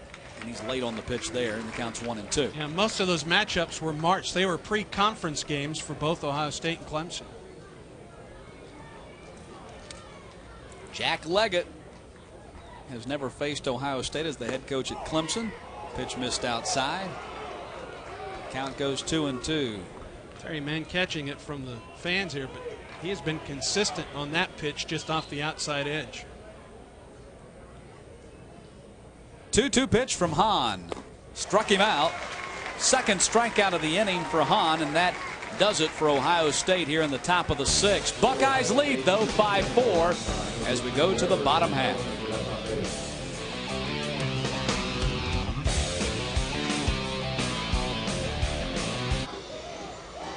Relaxing day at the ball yard. Bottom of the 6th. Ohio State leading Clemson 5-4 in the opening game of this NCAA regional. Race fans catch the USAR Hooters Pro Cup Racing Series every Sunday night at 10 o'clock Eastern here on CSS. Some of the great small track stock car racing in this country this week coming to you from the Holland International Speedway in Holland, New York, every Sunday night at 10 o'clock Eastern here on CSS.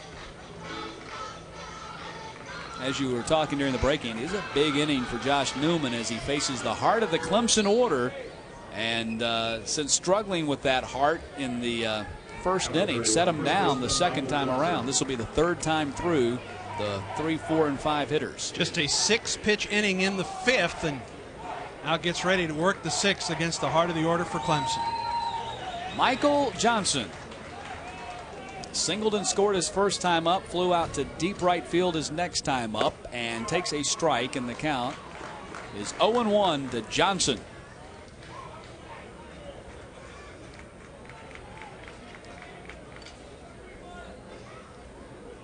Breaking ball missed low and away. Count goes 1-1. Johnson hit his first 2 home runs of this season here at Plainsman Park. The Auburn Tigers back in February. 1-1. Breaking ball. Oh, missed it. And the count is 1-2. 25 homers last year for Johnson. 12 homers this year. As we said at the top of the show, he's walked 63 times. So teams have tried to pitch around him a lot this year. It's 15 intentional walks included. 1-2 pitch. Foul out of play over on the left side. It remains 1-2. In fact, his 63 walks are just 2 from breaking Clemson's single season record.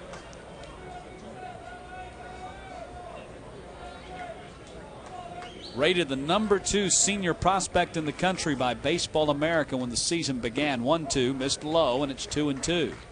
Yeah, the 28th overall prospect, a second-round pick last year, and don't be surprised as you see Michael Johnson go in the first round this year. You can tell just by looking at him there on your television screen. He's a big kid. Hit it softly to the second baseman Anderson, and that's an easy play, and there's one out. How many times have we seen Josh Newman today use the changeup as his out pitch here this afternoon? And he's done it very effectively. Well, it's a funny game, that's for sure. If you had polled Andy and I back in the first inning on the chances of Newman being around in the 6th inning, we probably would not have given you very good odds. Conversely, we probably, after watching Hogan in the first, said, well, yeah, he'll be the one around in the 6th. He was gone in the 4th. Right. And here's Brad McCann. Pitch missed low, and the count's 1-0. Shows you the character, though, of Newman, because he's had to step up as the #1 guy with Lewis going down with the elbow trouble. 1-0 pitch. Missed low. It's 2-0. McCann walked and scored his first time up, popped up to the second baseman his second time up. 2-0. That's a strike, and the count is 2-1.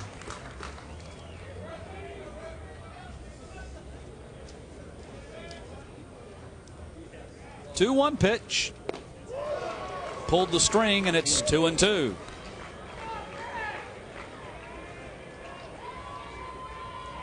So we talked a few moments ago about how he deals with this 3, 4, and 5 hitter in the 6th inning. Well, he got Johnson, and now he's 2-2 on McCann.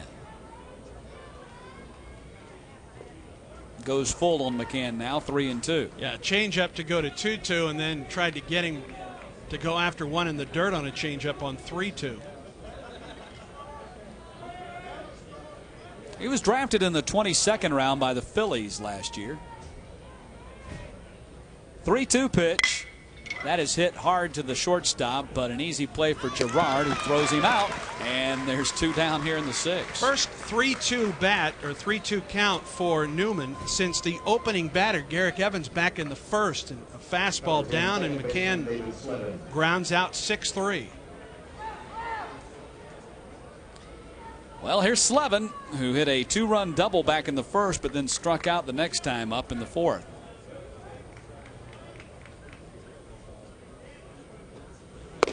Slevin takes the pitch low, and the count is 1-0.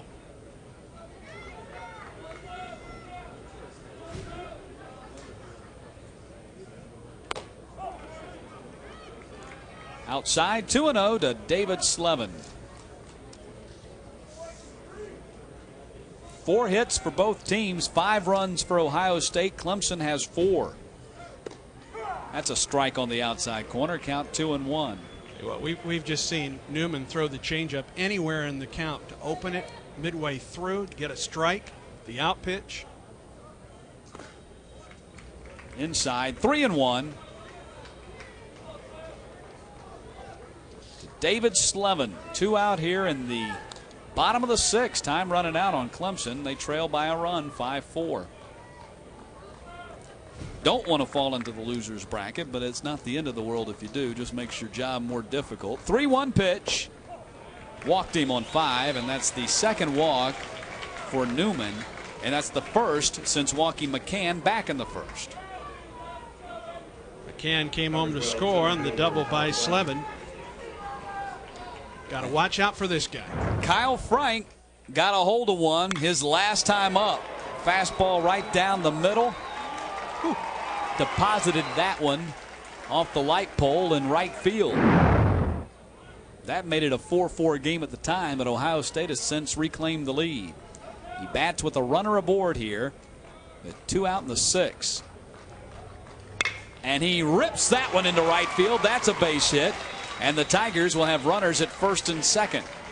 Left the fastball up, and Frank is dialed in on the fastball from Josh Newman. His second base hit of the game. Take a look at where this one is in the strike zone. Boy, about belly button level, and he had no trouble sending that to right field.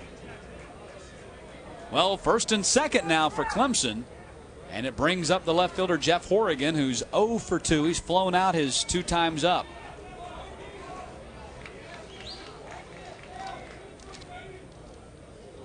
Horrigan hitting .310 on the season with runners in scoring position. Takes a strike on the outside corner, and the count is 0-1.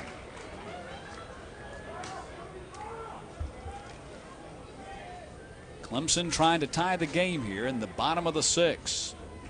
And the 0-1 pitch missed the breaking ball, or fouled it off, and the count is 0-2.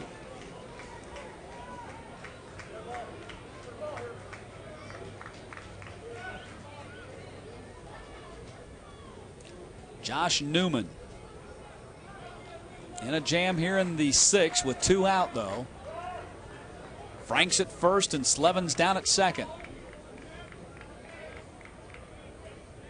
And the 0-2 to Horrigan. Tried to check his swing. Did he? No, they say he went. And that's the end of the inning. So they strike out Horrigan with 2 aboard, and the 6th comes to a close. We'll go to the 7th with Ohio State leading 5-4.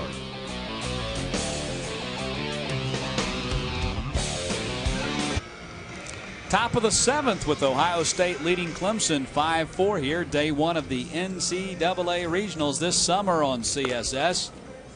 Catch championship boxing every Saturday night at 10 o'clock Eastern. Each week will feature the future stars of boxing right here on your source for Southeast Sports. Winner of this ball game advances in the winner's bracket and will play at 4 o'clock Eastern, 3 Central tomorrow against the winner of tonight's Auburn-Princeton game. The loser has to turn around and play at 12:30 Eastern, 11:30 Central against the loser of the Princeton-Auburn game. So loser of this ball game has very little time to think about it and very little time to get their act back together and stay alive in the tournament. And here's Gerard to lead off the 7th. Brett Gerard had a double and scored back in the 3rd. That was the first hit for Ohio State. He opened things up for him. Eventually led to knocking Patrick Hogan out of the ball game.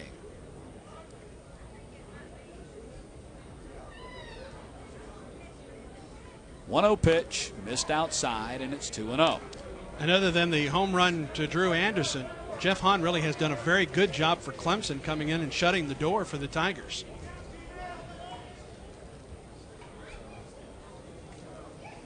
.2-0 pitch. Strike at the knees, and the count is 2-1. Hahn, a starter at the open of the year, but since moving to the bullpen in April, in 12 relief appearances, an earned run average of 1.48 coming in. He's been very effective out of the bullpen. 2-1, chopped down the line and foul. Count goes 2-2.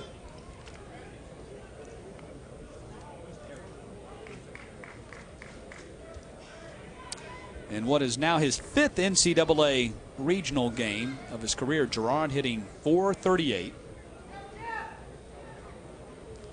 7 for 16, 2-2 hit foul again. So Gerard, one of those players that comes to play when the stakes get high.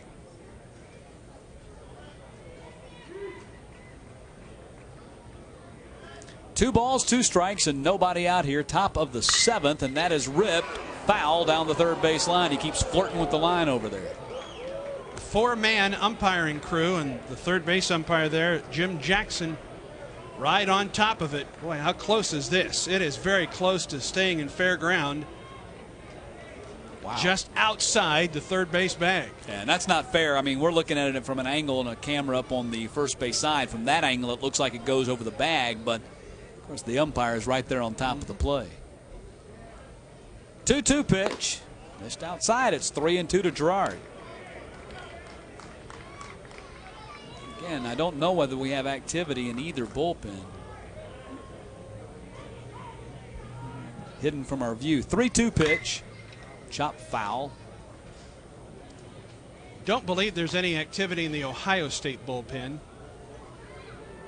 And as Matt mentioned, we really have no way of knowing out there in the Clemson bullpen. It's out behind the big green monster. 3-2 pitch. Walked him.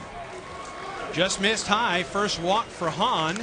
Just the second base runner that he's allowed since coming in with one out in the 4th. Here's Jedediah Stephen. He hasn't done much with the stick here today. He's popped up to the first baseman in foul territory both times he's been up. Work some more scores in for you down at College Station, Texas. Bottom of the 7th, Alabama leads Houston 5-3. Lamar comes from behind to beat Arkansas 3-2. So the Razorbacks go down in Austin, Texas.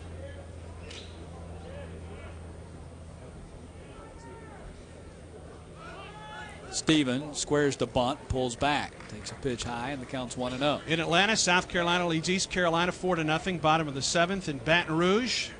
The bottom half of the 4th, LSU leads Northeastern 2-1. There's a score between Florida and Florida Atlantic down in Coral Gables, Florida in the 1st. And South Alabama extends its lead on Rutgers 7-1, top half of the 7th down in Tallahassee. Also in Starkville, Mississippi, Missouri leading North Carolina 3-2 in the top half of the 8th. Sent Mizzou here, it'd have been an all-Tiger region. Yeah. Would have made things easy for us. Yes, it would have. We wouldn't have to remember any mascots. Well, Kevin O'Sullivan's out there talking to Jeff Hahn as he falls behind 1-0 in the count to Jedediah Stephen, and that's after walking Gerard, and Stephen showing indications that he wants to bunt. Well, Stephen, a guy that bats only .250 coming in. He's now batting .245. He's fouled out both times to the first baseman in trying to bunt. I think they're just saying if he's going to bunt it, let him bunt it. Let's get to the top of the order. 1-0 pitch, and again he wants to lay down a bunt. It's a high chopper, and it hits, and they have one play. That's the first. And Pyzik throws him out, and Pyzik tapped his chest protector like saying, my fault. I don't know whether they wanted to let it roll foul or not. They probably had that opportunity. No question about it. There's a pretty good lip here between the dirt and the grass portion of Plainsman Park. And Pyzik, of course, just playing here for the second time this year. But I believe this ball is going to go foul. He right off the front of the plate, a high bounce, and watch Pyzik. That's going foul if he lets it roll. They get the out, but a runner down in scoring position, and the dangerous Drew Anderson coming to the plate. Yeah, they helped him out there because that ball, when it hit, kicked towards foul territory, and he fielded it on the hop. And here's Drew Anderson, who's homered his last 2 times up. Takes a pitch outside, and the count is 1-0. And here is Anderson, his last time up, cranking his second homer of the ball game over the big green monster. And I think that was a slider that just hung there, and Anderson hit it out. 1-0 pitch. Takes a breaking ball for a strike, and the count is 1-1. That home run for Anderson. It's the second time this year that he's hit 2 in a game. Did it last on May 7th against Cincinnati.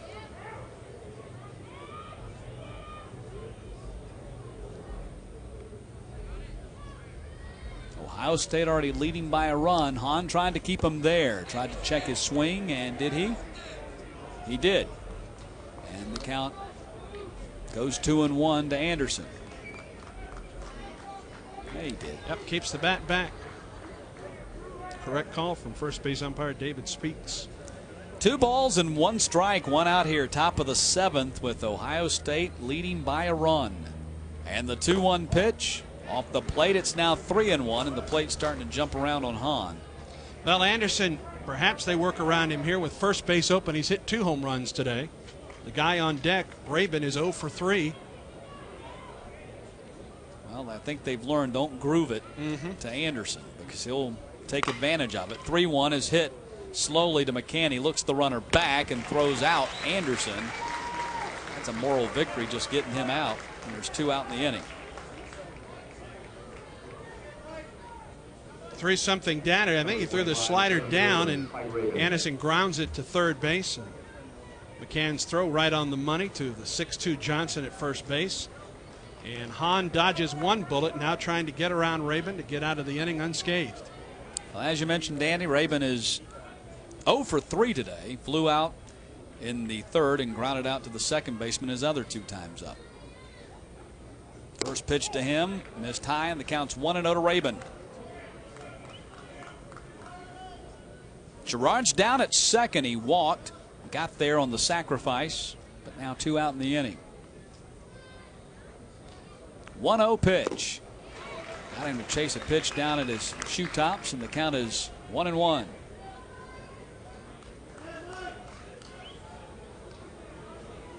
Ohio State and Clemson, game 1 of this NCAA regional from Auburn, Alabama.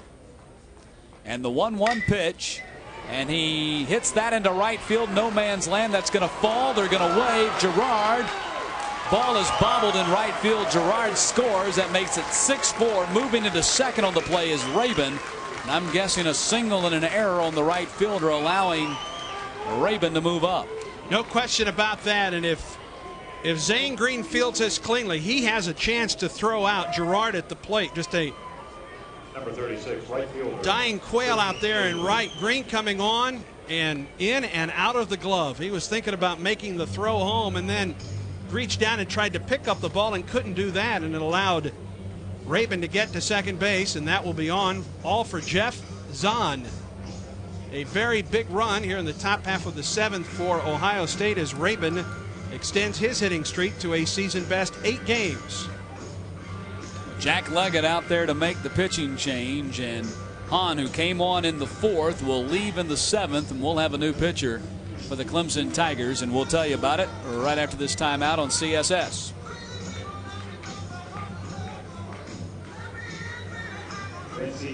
New pitcher for the Clemson Tigers is the freshman left-hander Robert Rohrbaugh out of Littlestown High School in Littlestown, Pennsylvania. Left-hander, 6'2", 165. He's 0-1 on the year and earned an average of 3.10. This is his 26th appearance and his 25th in relief. Save on the season, 29 innings. He's given up 13 runs, 10 earned on 28 hits. Struck out 26. He's walked 13. A guy that has yet to give up a home run this season. And a statistic that'll be challenged here today, no doubt. No question about that. And against right-handed hitters, holding those opponents to hitting just .203 on the season. 30th round draft choice by the Montreal Expos last year. And comes on and tries to put out the fire for Clemson. And there's Jeff Hahn. He went 3 1/3, gave up 2 hits, 2 runs, a walk and a strikeout. That single by Rabin that sent Hahn to the dugout, the first non-extra base hit of the day for Ohio State. He gave up 2 hits and 2 runs. He gave up a solo homer to Drew Anderson, and then he walked Gerard, and then the single he gave up to Rabin, scored another run.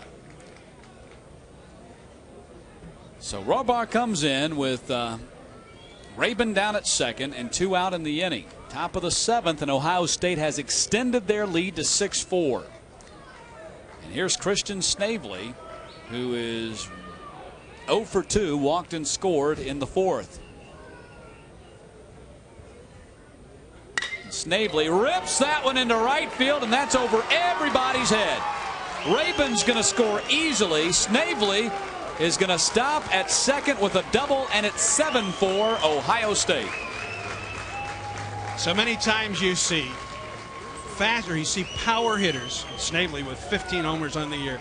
They look first pitch fastball from a reliever, and he got a first pitch fastball. Well, that was actually off speed and down, but he stayed right with it.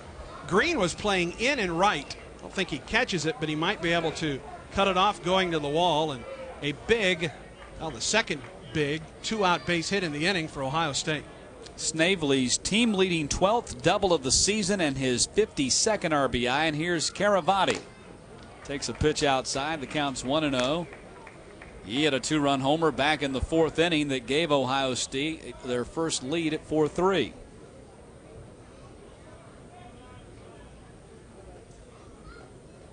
And the 1-0 pitch to Caravati. And that's popped up, and I believe out of play, and it is. And the count goes 1-1 to Caravati. So Rohrbaugh is greeted rudely on the first pitch. A double ripped into right field by Snavely. Closing the book on Hahn, who gave up 3 runs.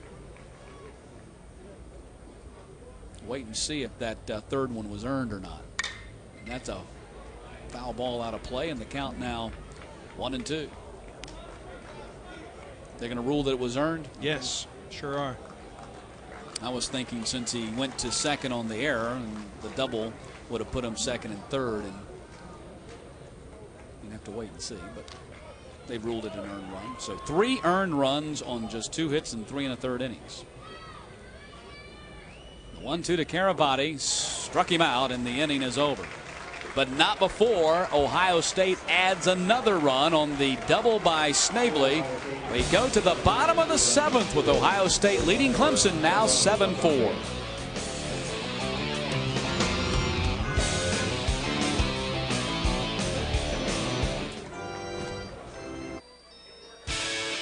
When the CSS crew comes to the Auburn Opelika area, they stay at the Hilton Garden Inn, the #1 garden inn in the country in guest loyalty. Check out the restaurant, the Great American Grill. It's open for breakfast, a full breakfast buffet and dinner with complimentary room service. Located on Interstate 85 at exit 57. To book your next stay, you can call 334-502-3500. We go to the bottom of the 7th. Clemson now trailing Ohio State 7-4 after the Buckeyes put 2 more runs on the board in the top half of the 7th. And here's Zane Green. Takes a first pitch strike, and the count is 0-1. He is 0 for 2 today. Clemson running out of time. The 0-1 pitch lays a bunt down. It's a good one. Newman throws it away. And Green turns quickly and heads to second, and he's going to be in there. And I imagine that's going to be a hit and an error. Or just an error. It would have been a bang play at first. We'll take another look, and given another opportunity, Newman may just put this in his back pocket. Up by 2. He turns and throws it into the ground. I think Green may be safe anyway. Yeah, I think that should be a hit and an error, but I'm not sure. Is that how they scored it? Yes, that's how they scored it. So the mistake by Newman gives Clemson a runner at second and nobody out. And here's Steve Pajcic, who is 0 for 2.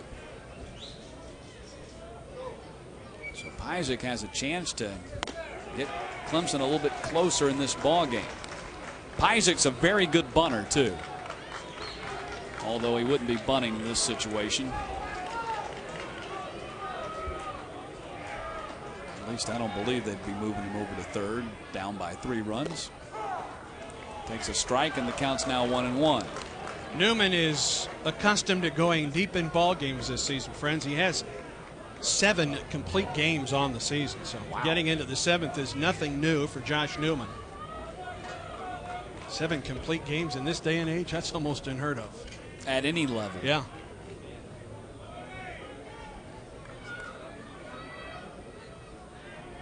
One pitch, and that is hit in the hole between first and second. They're going to hold Green at third base in a wise move as the right fielder Snavely came in quickly. You don't want to have a guy thrown out at the plate when you're down by 3 runs. Played it by the book there with Jack Leggett. And Snavely got on the ball pretty quick out there, and Now the tying run comes to the plate for the Tigers. And here's Garrick Evans, who came in hitting .563 in the Tigers' last 5 games, but he is 0 for 3 today, lining out to right field his last time up. As I mentioned, as now Coach Todd comes out of the dugout. And let's see if he makes a pitching change right here on Newman, who had been moving along fairly well until this 7th inning. Matt Davis is the closer for Ohio State. It may be a little early to go to the closer right now. Clemson just sent their closer down to their bullpen. Harrelson trotting down that way.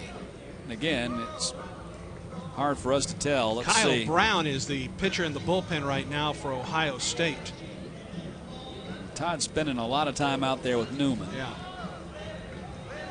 And the home plate umpire, Terry Mann, will come out to break it up as you take a look at Kyle Brown out there. First and third, up by 3 in the 7th. Nobody out, but the top of the order coming up for Clemson.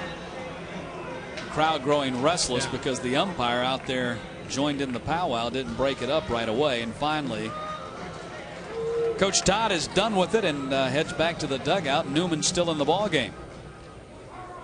As we were saying, the last time Evans came up, he's been all over the world. A military family, lived in Naples, Italy, Stuttgart, Germany, Guam, and then the final 2 years of his high school spent in Virginia, as his father was located there at the Pentagon. Well, here's Evans, and he lines that one into right field. It's going to fall in front of Snavely.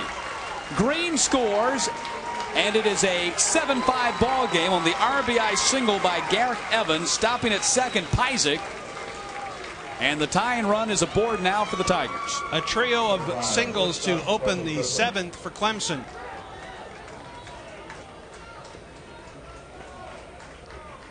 Down, actually in, and took it the opposite direction. That's a good job of hitting by Evans. Green scores. Snavely got on the ball quickly, and Pyzik holds up at second base.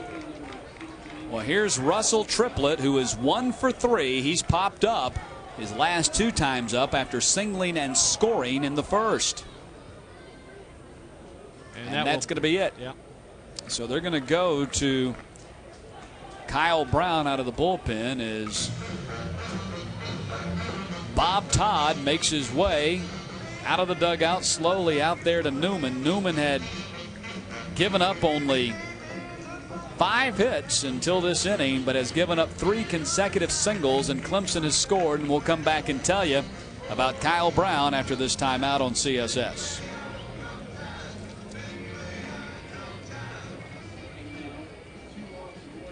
New pitcher for the Ohio State Buckeyes is the senior right-hander Kyle Brown out of Washington Courthouse, Ohio. 6'2", 205 pounds is Kyle Brown. On the season, Brown 2-0, a 3.05 earned run average, 3 starts, 15 total appearances, including this one, with 2 saves, 38 1/3 innings, 15 runs, 13 earned, 31 hits, 37 strikeouts, 12 walks.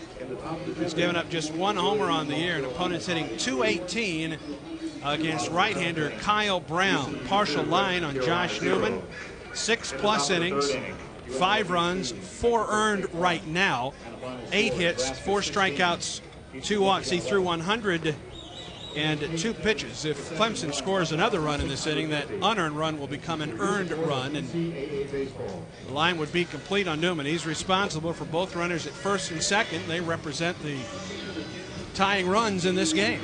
And as we mentioned, Kyle Brown is out of Washington Courthouse, Ohio, which is the same hometown as Los Angeles Dodgers pitcher Jeff Shaw. Well, he inherits a first and second situation and nobody out. 1 run already in for Clemson, and what is now a 7-5 lead for Ohio State. Stick around. Coming up at the conclusion of this broadcast, we'll send you back to our network studios in Atlanta for Sports Unlimited. Nick Cellini guest hosting for me tonight, and our guest this evening will be Pittsburgh Steelers fullback Veron Haynes, and they'll be taking your phone calls in studio. And then at 7:30 Eastern. Andy and I will be back here at Plainsman Park for Game 2 of this NCAA Regional as Auburn takes on Princeton. And here's Russell Triplett with runners at first and second and nobody out. And the first pitch is Triplett acted as if he would bunt. Takes it outside. The count's 1-0.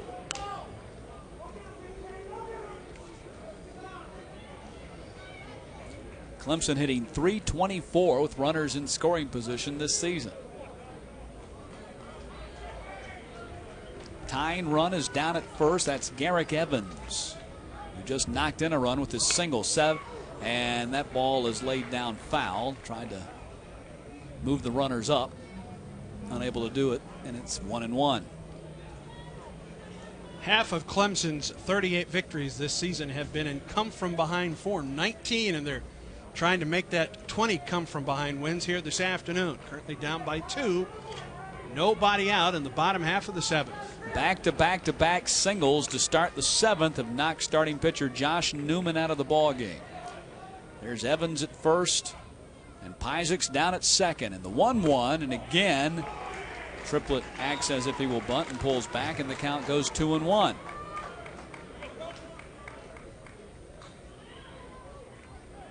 Triplett looks down at head coach Jack Leggett, getting the sign.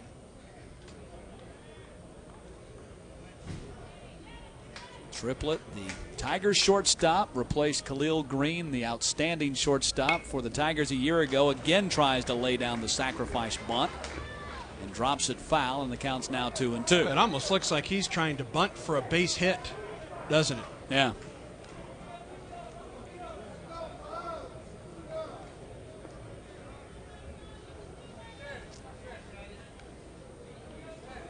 So 2 balls, 2 strikes. Bottom of the 7th, Tigers down by 2 to Ohio State. First game of this NCAA Regional in Auburn, Alabama. Brown looks in, and the 2-2 pitch popped him up, but it's going to be out of play. Count remains 2-2. Off-speed delivery there from Brown. Triplett fouled it back. They're expecting a packed house here this evening for Game 2 of this regional between Auburn and Princeton. 2 balls, 2 strikes. 2 aboard for Clemson. 2-2 pitch, fastball, fly ball. Left fielder Coffenbaugh, now the center fielder Rabin. Rabin takes it. And there's 1 down in the inning. Well, it looked like Coffenbaugh may have lost that one in the sun briefly. And the center fielder Rabin came over and made the play. Coffenbaugh was backing up. And the sun will be a factor here for those on the left side of the diamond here today. Now you see him back, now he's in, and center fielder Rabin comes in. 1 very big out. Indeed. And not only 1 big out, but also 1 big failure to move the runners up. And here's Michael Johnson.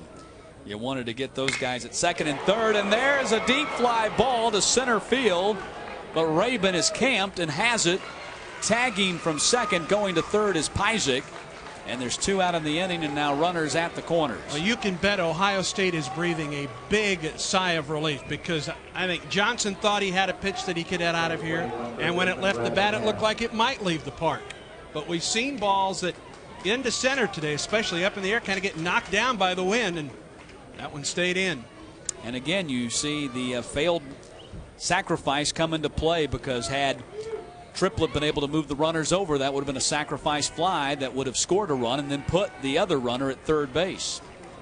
Would have put the tying run at first. Instead, it's still over at first. And here's McCann, and he takes a pitch high, and the count is 1-0. Like they say, it's the little things.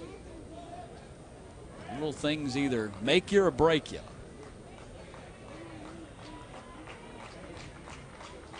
1-0, and that is hit in the hole.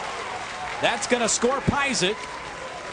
Evans stops at second. RBI single for Brad McCann makes it a 7-6 ball game. McCann came to that at bat, hitting .394 with runners in scoring position. A solid single to left makes it a 1-run game.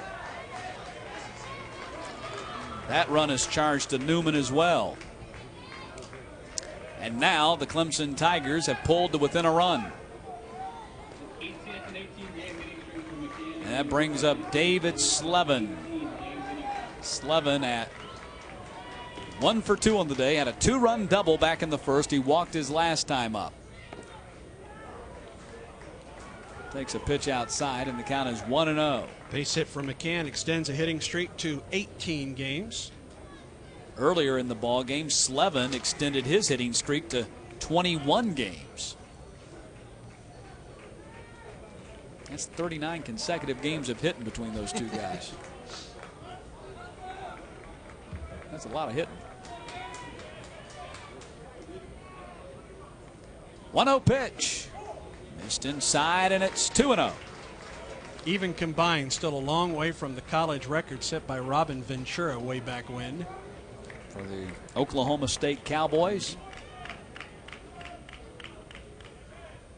And the 2-0 pitch.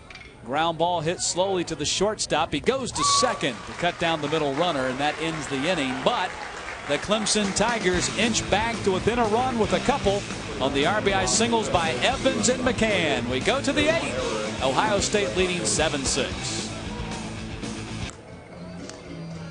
Top of the 8th, Ohio State leading Clemson 7-6. The NCAA Regional. We are live at Plainsman Park in Auburn, Alabama. Matt Stewart along with Andy Burcham. Thanks for joining us here on CSS today. We've got a full weekend of NCAA Regional action for you.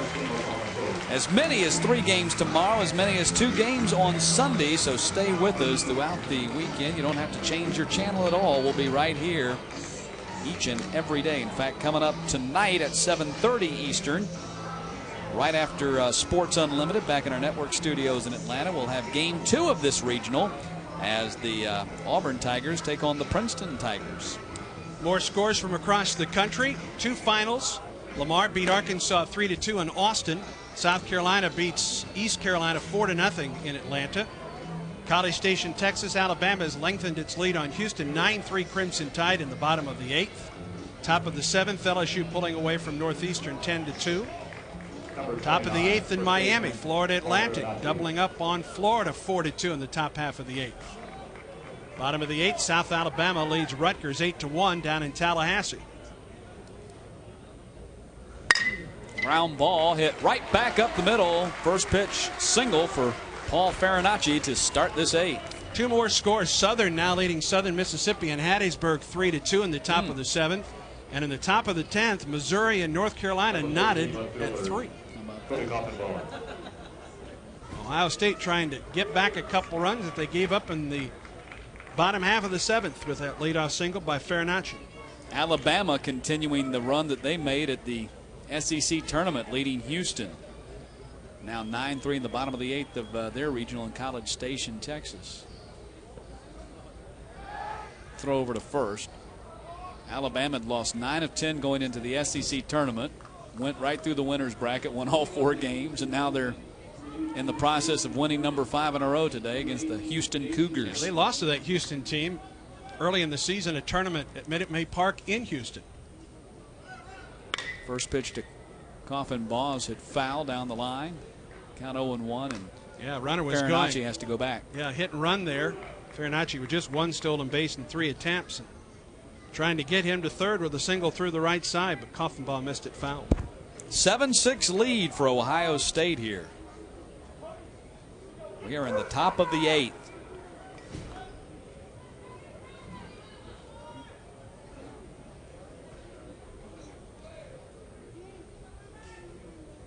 Warbaugh goes over again. Understand that Jason Birkin now warming up in the Clemson bullpen. Birkin's one of their starters, or has made the 3rd most starts on this ball club with 8. There's a final in from the Nebraska Regional. The Cornhuskers win their first game over Eastern Michigan 16-11 out in Lincoln. lots of offense. Rohrbaugh. Coffenbaugh tried to lay down the bunt and fouled it back in the count 0-2. Rice is the #1 seed at its own regional, top half of the 6th in Houston, trailing McNeese State 2-1.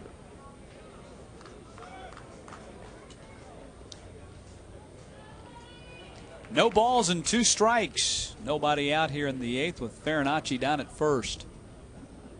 0-2 pitch, breaking ball, and that is drilled into center field. A nice catch on his knees by Frank, and there's one down in the inning. Good job by Coffenbaugh to hit it hard. He reached out and flicked it into center, and an even better job by Kyle Frank to come in on a ball that was heading right at him. Backhand stab and kept Farinacci at first base as Jack Leggett makes a trip to the mound for Clemson.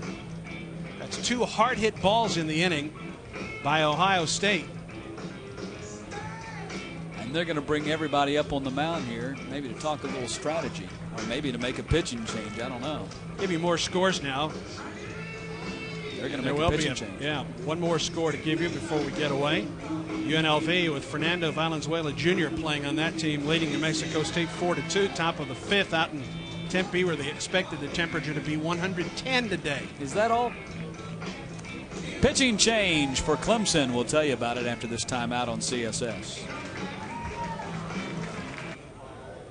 New pitcher for the Clemson Tigers is the freshman right-hander Jason Birkin out of West Tepper High School in Tepper, Wisconsin. The Gatorade State Player of the Year in Wisconsin in 2002.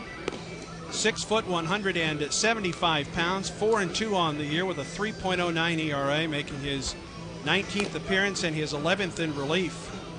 No saves on the year, 58 1/3 innings, 26 runs, 20 earned, 55 hits, 25 walks, 40 strikeouts. Kinnear, who comes to the plate for Ohio State, a right-hander, and right-handers only hitting .203 against Jason Birkin. A year ago, he was the MVP of the Wisconsin State All-Star Game, played at the Major League Park, Miller Park, there in Milwaukee. And Derek Kinnear, who is 0 for 2 today, stands in with a runner down at first for Ohio State. Throw over by Birkin, and Farinacci is back in.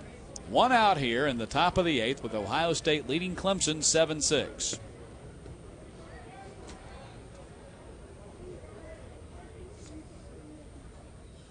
Again, the throw over, a little bit closer this time. Birkin has 2 pickoffs of the 9 this season for Clemson. Shown us a pretty good move so far. That second one was really good.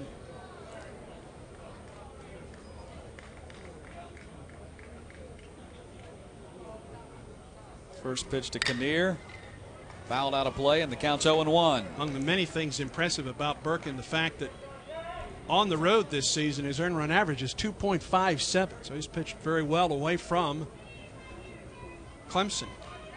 Jack Leggett's really had to bank on freshman pitchers this year. Rohrbaugh, the young man that Birkin just relieved, was also a freshman. Again, the throw over, and again, Farinacci is back. Day 1 of the NCAA Regionals at Plainsman Park in Auburn, Alabama. 0-1 pitch. Ground ball in the hole, gets by Triplett. And Ohio State has runners at first and second and 1 out. Birkin made 3 throws to first, and every once in a while you'll see a guy spend too much time trying to get the runner at first and not enough attention on the hitter. Hasn't happened very often, but the right-hander Kinnear gets a base hit on Jason Birkin there.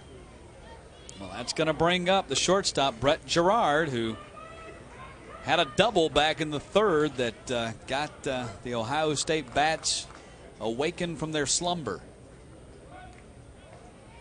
Patrick Hogan, who had started this game for Clemson, had retired the first 7 batters for Ohio State fairly easily until Girard ripped a double to left center field. Breaking ball in there for a strike, and the count is 0-1. 2 batters later, Drew Anderson hit the first of his 2 home runs this afternoon. 7-6, Ohio State leading Clemson here in the top of the 8th. 2 aboard for the Buckeyes. And the 0-1 late on the fastball. It's 0-2.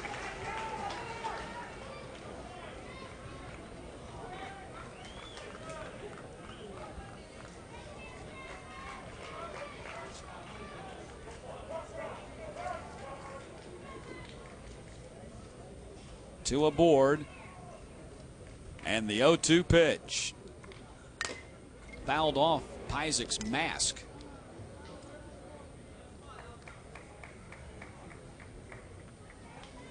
Take another look at that. Boing. That'll rattle your cage. You're not kidding.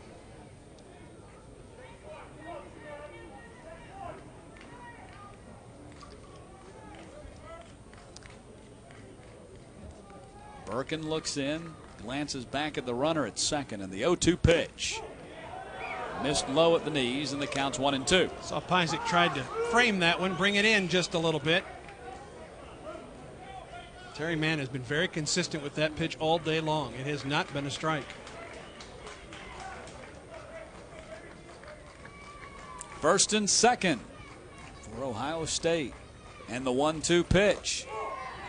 Missed outside. It goes 2-2 to Brett Gerard. I get the feeling that if Clemson's going to come back and win this game, they've got to hold them right here.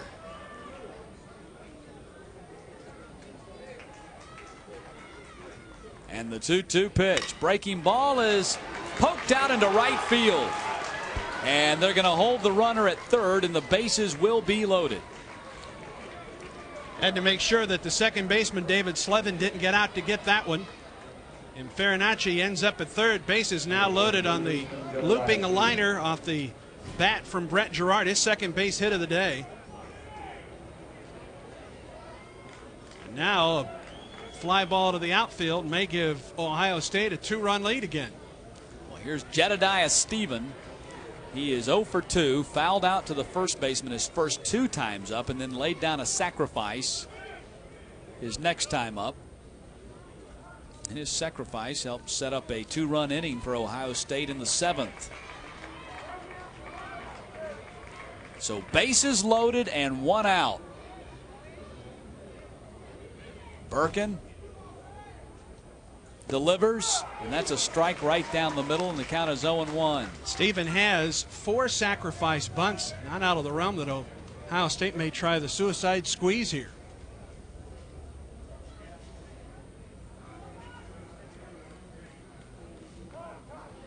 And now Stephen steps out. Clemson with the corners up, at least even with the bag at first and third. Back with the middle infielders looking for 2.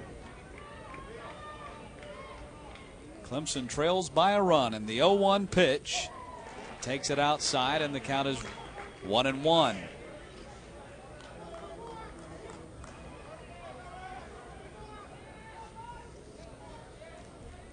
Freshman versus freshman here in this NCAA regional. Birkin a freshman, Stephen a freshman. Ohio State came in at 41-19, Clemson at 38-20. And the 1-1 pitch. Missed outside, it's 2-1. So Birkin only compounding the mess here. Down at third is Farinacci. Kinnear is at second. Gerard at first. They all single. And the 2-1 pitch swung on and missed. Inside, actually fouled it off, and the count is 2-2.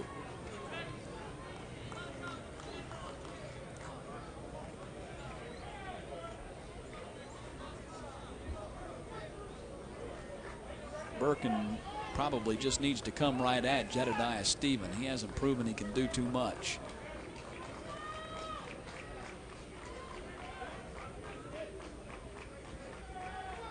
And the 2-2 pitch. Did he strike him out? They're going to check down at first, and they rung him up. Big strikeout for Birkin, who came inside with the fastball to get the second out of the inning. Another look. Well, that's close. That's really close. Number 1, second baseman Drew Anderson. Good pitch, though, from Birkin. And here's been the toughest out for Clemson today, Drew Anderson. He's 2 for 4, but his 2 hits have all sailed over the left field wall. 2 homers, 3 RBI for Drew Anderson. Strike on the outside corner, and the count is 0-1. So 2 out and the bases loaded for Ohio State. Fastball that had some movement into the right-handed hitter, clipping the corner. This would be a huge momentum swing if Clemson is able to get out of this inning.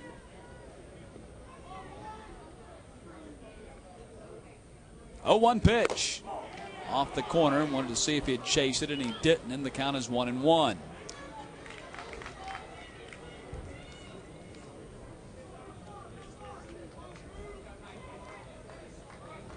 Bases loaded for Ohio State. 1 ball, 1 strike, 2 out here in the 8th. And the 1-1 pitch popped him up. Shallow center field. Frank comes in, makes the play, and the inning's over. So Ohio State loads the bases, but Jason Birkin comes in and puts out the fire. We go to the bottom of the 8th. Ohio State leading Clemson 7-6.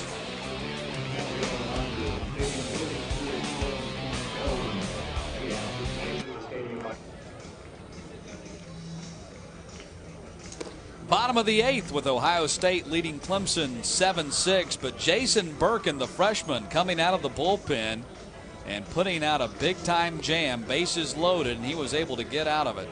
And so that gives Clemson an opportunity here. They're down to their final 6 outs. Bases loaded and 1 out. Struck out Jedediah Stephen on a 2-2 pitch, and Drew Anderson, who's already homered twice today, he coaxed Anderson to fly out to center. And now we'll see if Clemson takes that momentum here into the bottom half of the 8th, down by 1, 7-6. And that strikeout on Jedediah Stephen was a tough one, I'm sure, for Bob Todd to deal with. As have a new left fielder for Ohio State. That's going to be Wes Sturzinger, who takes over out in left field.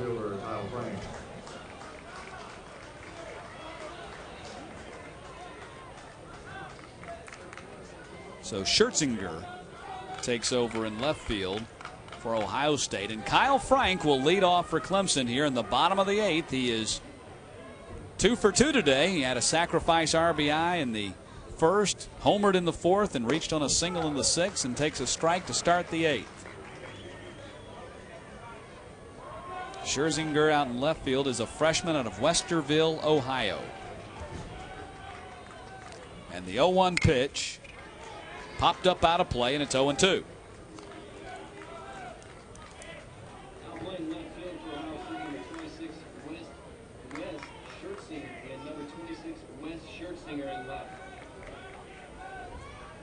So no balls and 2 strikes to Kyle Frank.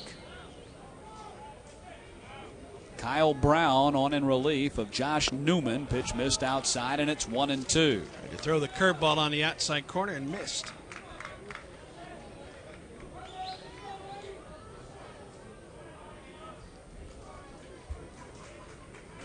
1-2 pitch. Hit to the first baseman. It was in play, and Farinacci steps on the bag, and there's 1 down here. And Frank thought it was a foul, but he's not going to win that argument. Yeah, David Speaks, the first base umpire, immediately ruled that a fair ball. The home plate umpire, in that case, with the ball behind the bag, gives way to the first base umpire.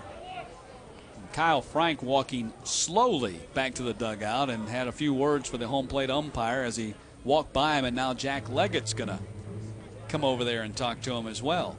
We make it a pinch hitter here for Clemson. Yeah, it looks like Herman Dimick is going to pinch hit for Jeff Horrigan. Dimick, a scrappy freshman for Jack Leggett's ball club out of Midlothian, Virginia. Played at Clover Hill High School. 3 for 11 as a pinch hitter this season. Led the team hitting .457 in the ACC and had an on-base percentage of .537 in league play. So Dimick pinch hits here in the 8th with 1 down. On as a pinch hitter. 3 for 11 is Demick as a pinch hitter this season. 337, no homers, and 14 RBI. Pitch missed low, and the count is 1-0. In fact, Demick's first career hit came in this ballpark back in February. 1-0 pitch. In there for a strike, and it's 1-1.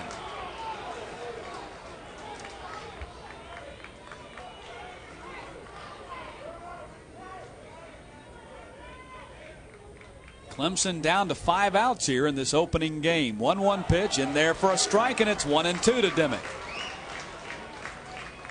Brown going to the curve on that outside edge.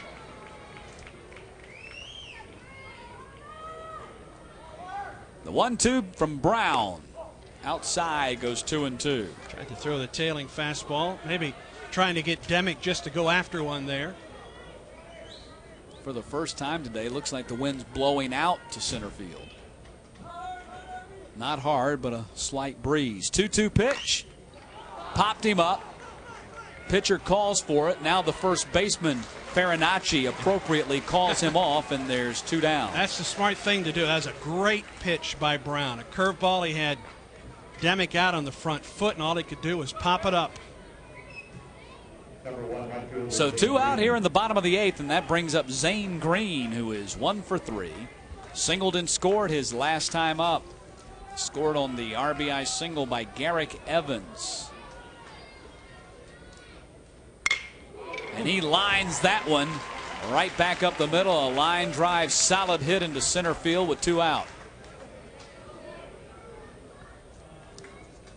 Nothing cheap about the base hit there from Green. It reached earlier on an infield single and went to second on an error. First pitch, fastball, and line back up the middle. Tailing away from him, but not far enough. So a 2-out single by Zane Green. And Clemson will go to another pinch hitter. Pyzik, the catcher, is due up. But Jack Leggett coming down to talk to Pyzik. I think he's just buying some time. To go to his backup catcher here, in all likelihood, will make sure there will be a pinch hitter, so Pyzik's day is done. As he, well, if they go with a catcher, it would be either Everett or Mahoney, unless they're going to. They don't have to go to a catcher. That's what I'm saying. Unless they burn 2 players in one move, if you don't go with a catcher, so it is going to be Colin Mahoney. He's a catcher, and he's going to pinch hit for Pyzik here.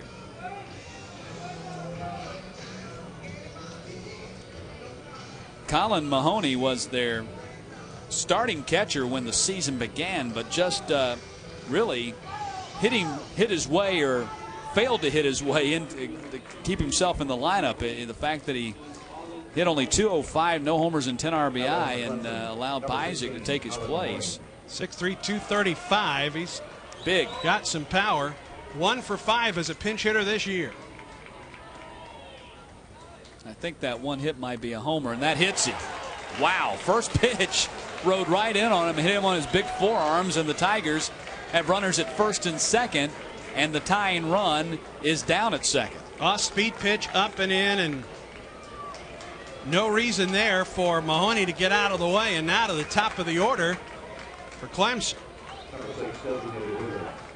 Here's Garrick Evans. He had a big RBI single back in the 7th. That helped get their 2-run inning jump-started as they rallied from 7-4 to cut it to 7-6. And here comes Bob Todd, and that might be it for Kyle Brown. And here's Garrick Evans back in the 7th inning. His single to right field scored Zane Green. That made it a 7-5 ball game. That was the third of back-to-back-to-back singles. And now let's see. I believe Todd's going to go to the bullpen, although has he made that motion yet? Yeah, I think he's already made the motion. There is a pitching change in progress here for Ohio State. It's going to be their closer, I think, Matt Davis. It is Davis, the closer, coming in, trying to nail it down for the Buckeyes. We'll tell you about Davis after this time out on CSS. New pitcher for the Ohio State Buckeyes is the junior right-hander Matt Davis out of William Mason High School in Mason, Ohio. 6'2", 210-pound right-hander. Davis is 3-1 with a 5.66 earned run average, making his 30th appearance all out of the pen. He has a school record 11 saves this year, 35 innings. 23 runs, 22 earned, 38 hits. He struck out 34, walked only 5. He has given up a pair of homers, and opponents hitting .279 against Davis. Named first team All Big Ten reliever. Comes on to try and close things here for the Buckeyes in this first game of the Auburn-Alabama Regional. Well, the Princeton Tigers have made their way here from Trenton, New Jersey, and coming up at 7:30 Eastern tonight, the Princeton Tigers will take on that team right there, the Auburn Tigers, who at least a few of them have gathered to watch the closing innings of this first game of the regional. First and second for the Clemson Tigers. 2 out here in the 8th. And Matt Davis on to try to slam the door on Garrick Evans. Tying run is down at second base. The pitch from Davis, and that he balked. Nearly hit him. They called a balk. It's a balk. He must not have come set. And that's going to move everybody up to second and third, putting the go-ahead run at second and the tying run at third. And that is the second balk called on Ohio State pitchers today. Ooh, I don't know. I mean, from that angle, you can't tell whether he was set or not, but he looked like he was stopped for a good long time, it looked like to me. He didn't drop the baseball. And swung on and missed Garrick Evans, and the count is 0-1.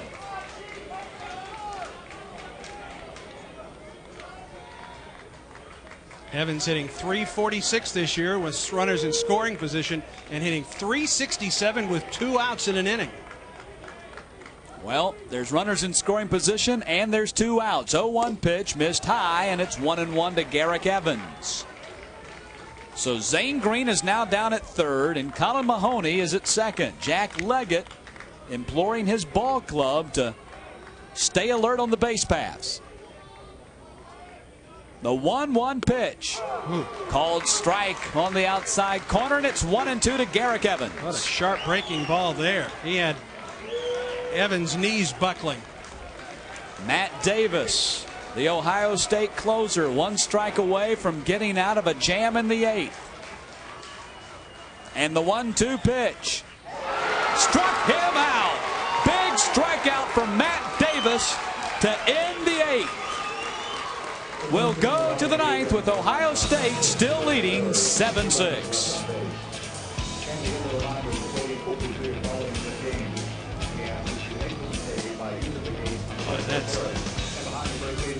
That's filthy stuff right there.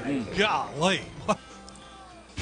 The next time you're in the Auburn-Opelika area, book your stay at the Hilton Garden Inn. You can call 334-502-3500 to make your reservations. It is the #1 Garden Inn in the country in guest loyalty. Check out the Great American Grill, open for breakfast, full breakfast buffet and dinner with complimentary room service, located on Interstate I-85 at exit 57. That is the Hilton Garden Inn.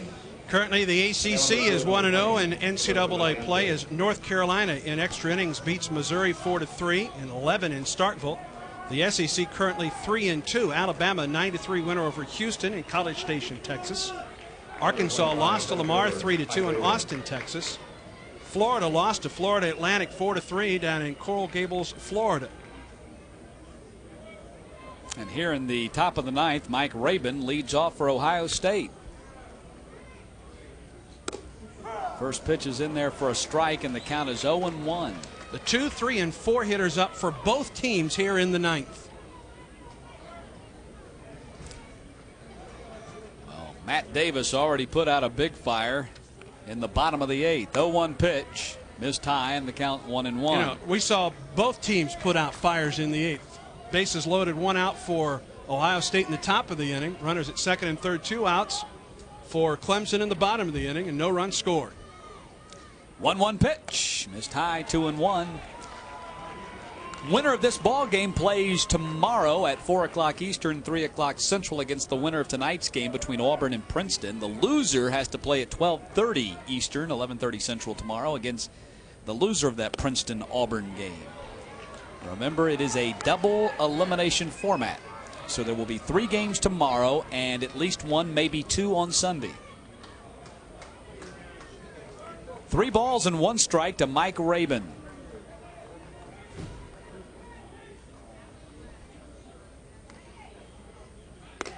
Rabin takes a strike inside, and the count now 3-2.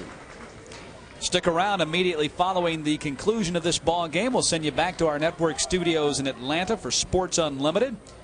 Nick Cellini guest hosting for me tonight, and I guess will be Pittsburgh Steelers fullback Veron Haynes. They'll be taking your phone calls, plus they'll get you up to date on all the other NCAA regional action around the country today. 3-2 pitch, and that is blooped into right field for a base hit. Down on the handle. If it's a wood bat, he's got splinters in his hands right now.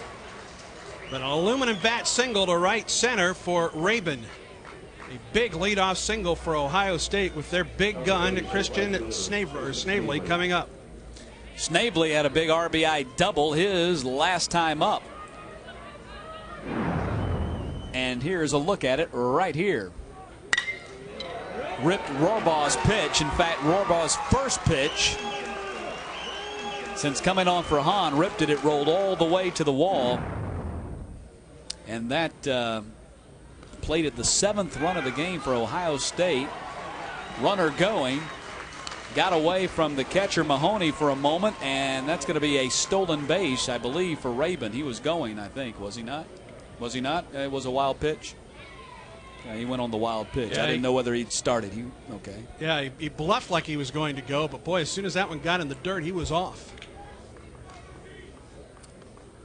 So now a runner in scoring position for Ohio State and nobody out here in the 9th.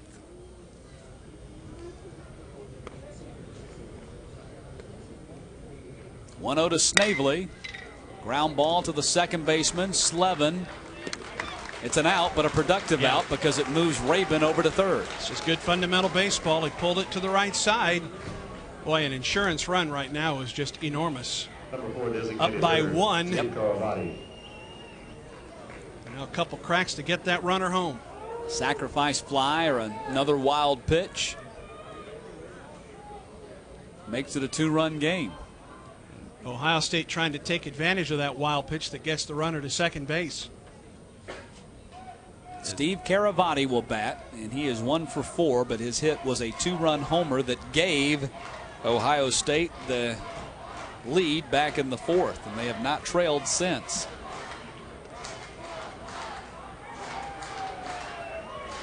And now here comes Jack Leggett. We may have another pitching change.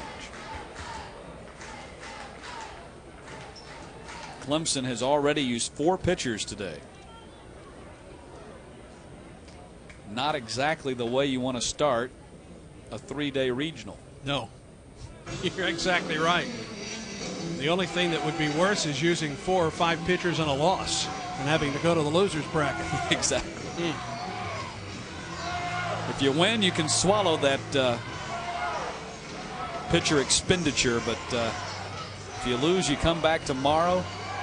You're going to really need your starting pitcher to pick you up and work a lot of innings, throw a lot of pitches, and a pitching change is forthcoming for the Clemson Tigers.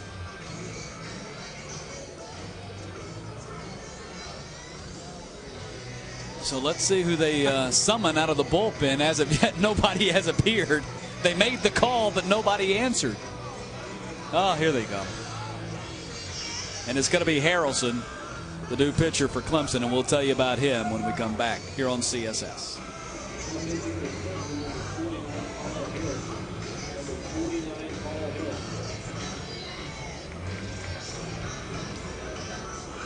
And Clemson's in trouble. Birkin went 1 inning. 3 hits. 1, 2, 3 hits. Nothing yet. For Clemson now facing number 49. Okay. Go. Paul Harrelson. Their closer, right? Yeah.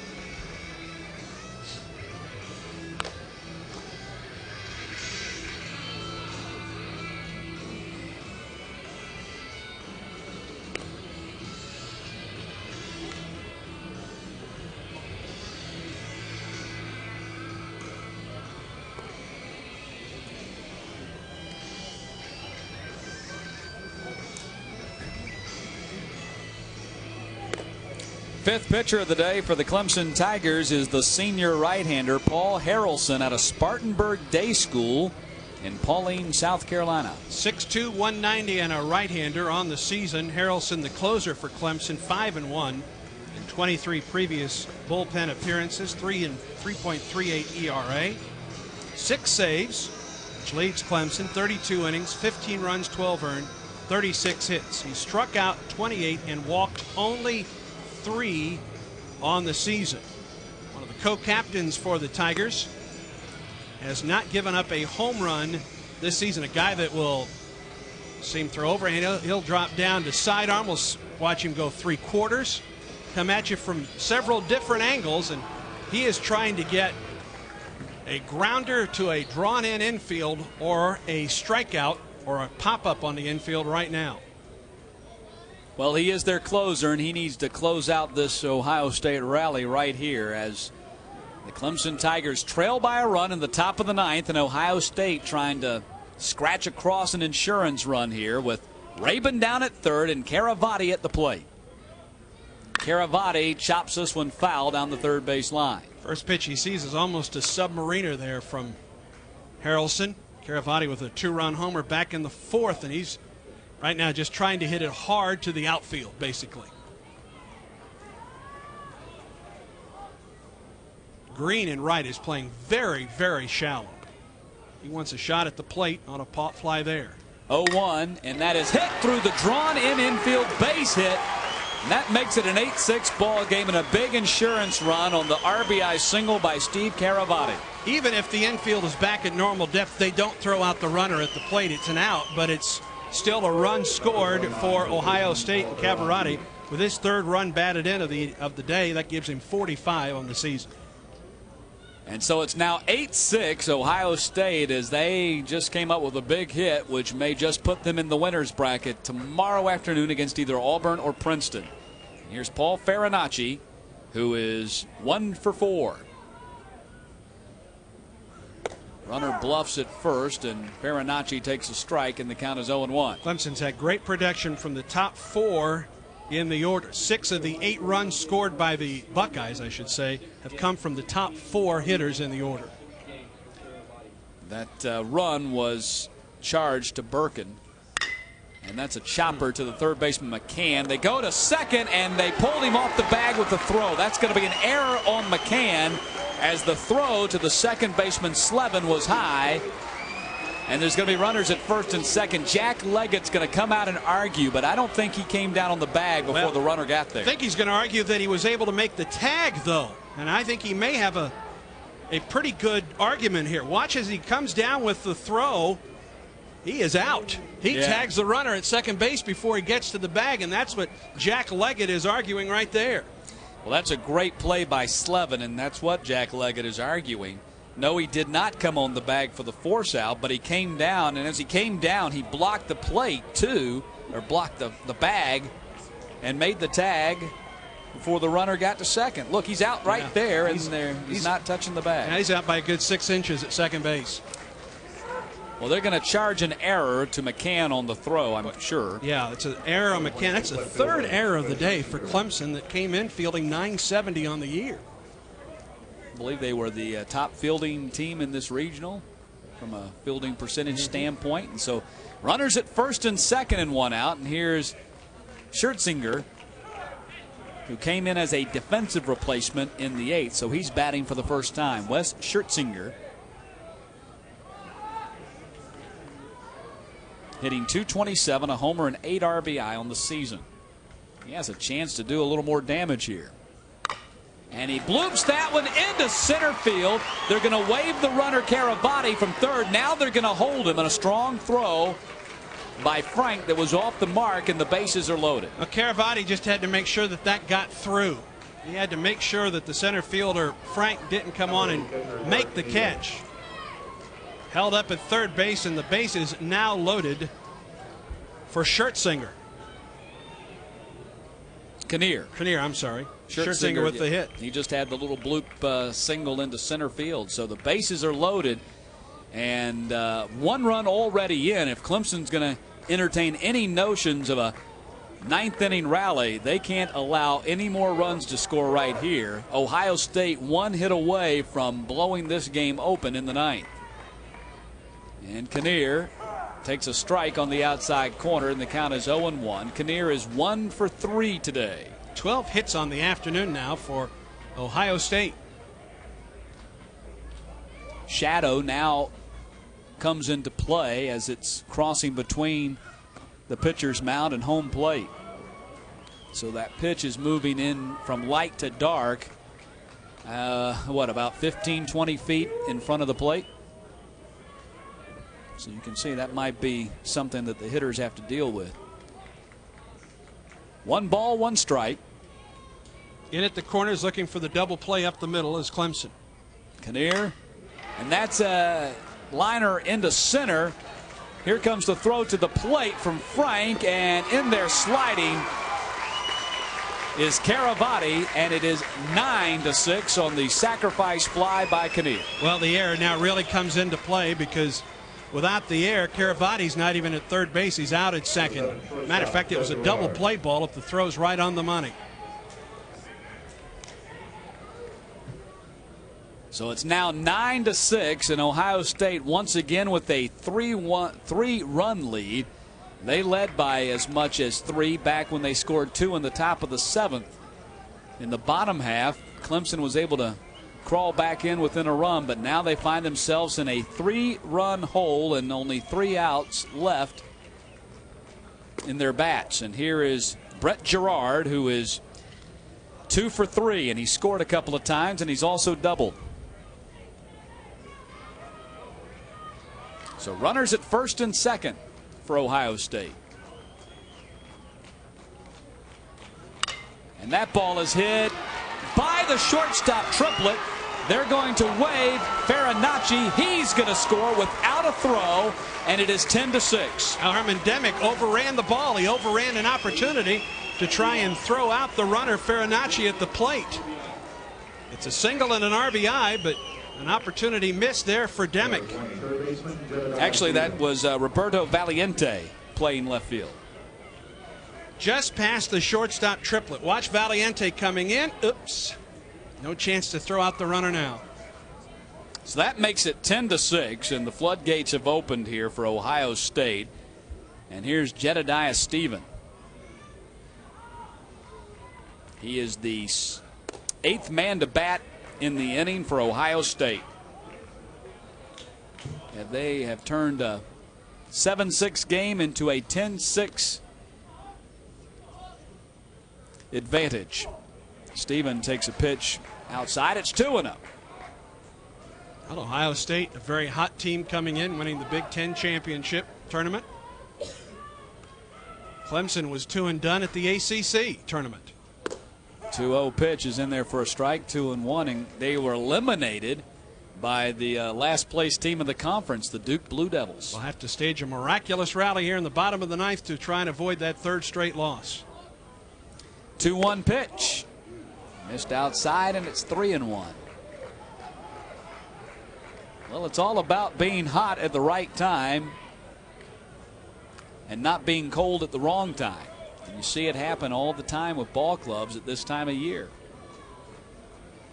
Ohio State looks like the team on the roll right now. 3-1 pitch. Strike number 2. I did not strike him out, but strike number 2 to Stephen. Clemson wishes they'd struck him out there. 3 balls and 2 strikes and 2 out here in the top of the 9th and 3 in. 3-2 pitch, and that is, well, swung on and missed. They struck him out, but the pitch got away, and he's going to be safe at first. That's a pass ball, I believe, on Mahoney. Wow. Things go from bad to worse. A strikeout pass ball allows Stephen to reach, and the bases are loaded again. Submariner in and just glances off the glove of the catcher. Moving into the right-handed hitter, and now the bases are loaded. Number 1, second baseman, Drew Anderson. And here comes Drew Anderson. And he has a chance to knock the lid off this thing. He's already homered twice in this ball game. And I say knock the lid if it hasn't already been. It's a 4-run game now in the ninth. And Anderson rips that one, but right at the third baseman McCann, and the inning is over finally for Clemson, but not before Ohio State scores 3 more runs. We go to the bottom of the ninth with the Buckeyes leading 10-6. We go to the bottom of the ninth now, and Ohio State 3 outs away from advancing to the winner's bracket here at the NCAA Regionals. A 10-6 lead on the Clemson Tigers after scoring 3 runs in the top of the ninth. Stick around. Immediately following the conclusion of this ball game, we're going to send you back to our network studios in Atlanta for Sports Unlimited. Nick Cellini filling in for me tonight, and his guest will be Pittsburgh Steelers fullback Veron Haynes, the former Georgia Bulldog. They'll be taking your phone calls, plus they'll get you up to date on all the news going on around the Southeast, all the NCAA regional action from around the country, and preview tonight's matchup between Tom Glavine and Greg Maddux at Shea Stadium as the two teammates go at it mano a mano tonight. Here's Russell Triplett.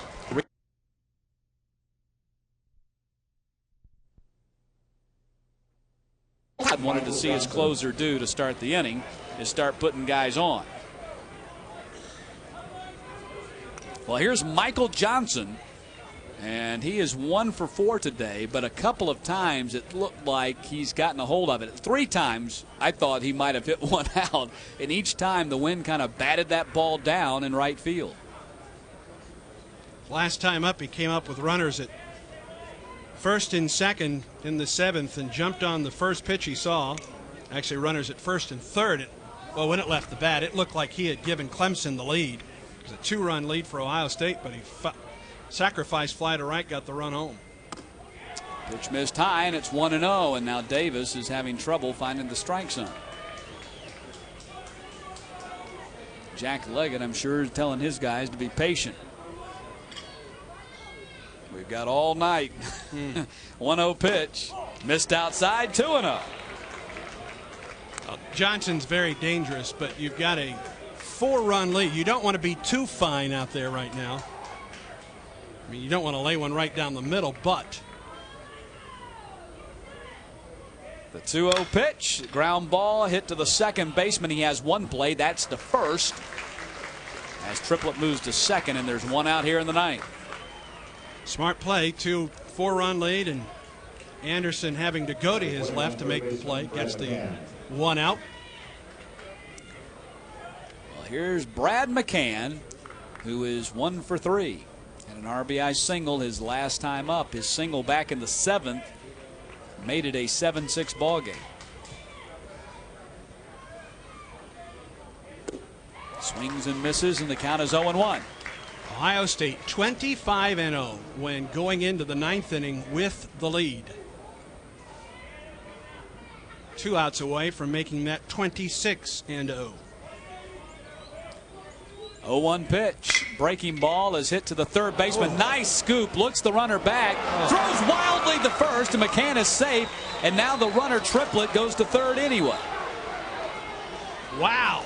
A great play by Stephen, looking into the sun just to come up with the ball, but then sailed his throw to first. Look at this play. Man, that's a great play, but watch it. Looks the runner back, dips the elbow, and that ball sails over the first baseman Farinacci's head. Bounces off the wall. The runner holds up at third base. First error of the day for Ohio State. And the thing about it is he had looked Triplett back, and as soon as he let go of the ball, Triplett took off running towards third. And had he known the ball was going to ricochet off the wall like it did, he might have scored. So runners at the corners and 1 out. And here's David Slevin. So Clemson not going quietly here in the bottom of the 9th.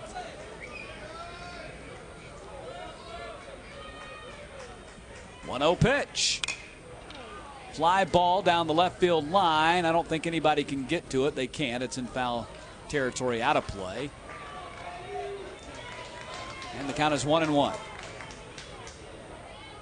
So McCann's at first and Triplett's at third.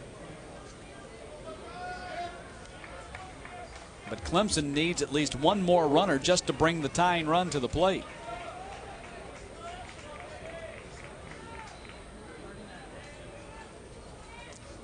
1-1 pitch. Breaking ball hit to the second baseman. He leaves it in the dirt, and everybody is safe. A run scored on the play, triplet, and that makes it a 10-7 ball game. And let's see how they score that. I think that's going to be a base hit, an infield single there, as Anderson had to go a long way just to knock this one down. He was able to keep it on the infield and keep that runner from going to third on the play. And it is a hit.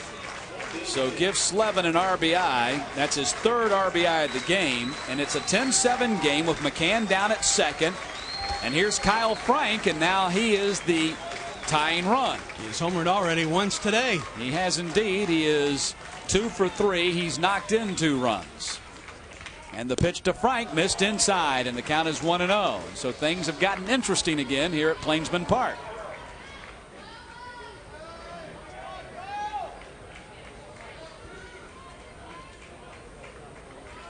Slevin's at first and McCann's at second. And the 1-0 pitch in there for a strike, and the count is 1-1.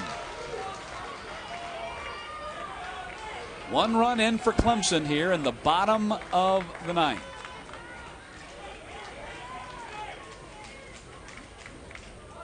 Ohio State 25-0 when entering the 9th with the lead. 1-1 pitch. Ground ball hit back up the middle. Second baseman bobbled the ball. Everybody's safe and the bases are loaded. And now Anderson throws wildly to third, but Steven is fortunate enough to keep it in front of him. Matt, that's a double play ball to end the game. They couldn't have asked for anything more. Another look. This is 2 to get out of the ball game. And watch Anderson. Looks like he started to throw to second before he actually had the ball in his glove. Holy mackerel. That is the second error of the inning, and the bases are loaded. And here's Roberto Valiente. He bats with the bases loaded and 1 out.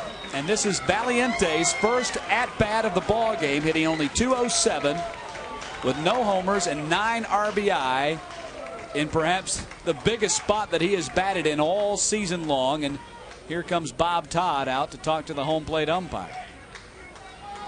He just wants to check the lineup card.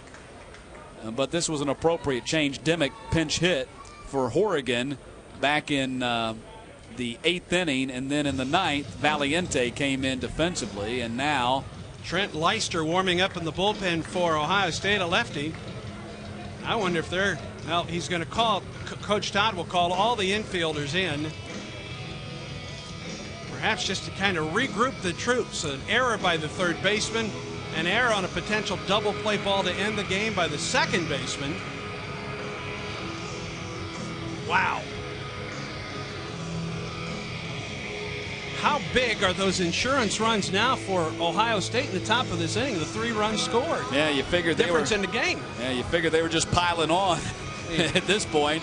At this point, they have become very meaningful because the tying run is now at first base, and the winning run is at the plate in Roberto Valiente. 2 errors in the inning on Ohio State as they have fallen apart here. The game should have been over by now, but it isn't. And Valiente bats with the bases loaded and 1 out. McCann's at third. Slevin's at second, and Frank's at first. McCann and Frank reached on errors. And the first pitch to Valiente ducks under it, and the count's 1-0. Matt Davis, the closer for the Buckeyes, trying to close out this first round game. The 1-0 pitch, and that is hit foul over towards the Clemson dugout, and it's 1-1. Clemson has 5 walk-off hits this season that gave the Tigers a victory, but they've never won a ball game with a walk-off grand slam.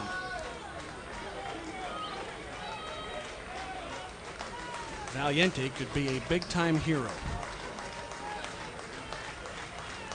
He has 1 homer in his career at Clemson. The 1-1 pitch popped back out of play, and it's 1-2. He was very good, Valiente was, for Clemson last year in the NCAA Regional. Against East Carolina, went 4 for 7 and scored 3 runs, drove home 2 runs. And then went 2 for 4 in the Super Regional, a game against Arkansas. He was strong in postseason play a year ago. He gets another chance here this afternoon. The 1-2 pitch, called strike 3, as Valiente will turn around and go back to the dugout. And a huge strikeout for Matt Davis in the 2nd out of the inning. Both strikeouts today for Davis on a sharp breaking curve. And there it is again. Perfectly placed. 2 outs now in the inning. And the final hope for the Clemson Tigers in this first-round game is the right fielder Zane Green. We've already told you about his 6 homers in the 2002 NCAA tournament, which, by the way, are the only 6 homers of his collegiate career. And the first pitch to Green is a strike on the outside corner, and the count is 0-1.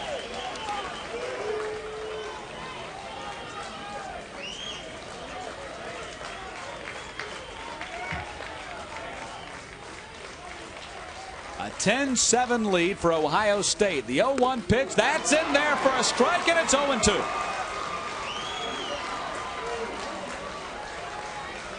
Bases loaded. McCann at third, Slevin at second, Frank at first.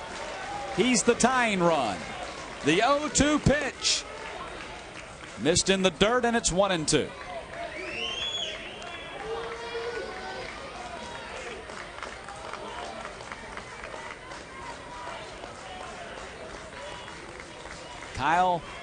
Zane Green looking down at the head coach, Jack Leggett.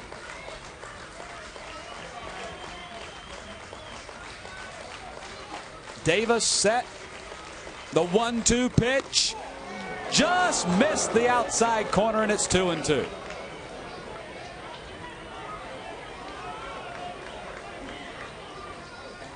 Again, we'll have Sports Unlimited back in our network studios following this contest, and then 50 minutes following the end of this ball game, Game 2, here from Plainsman Park.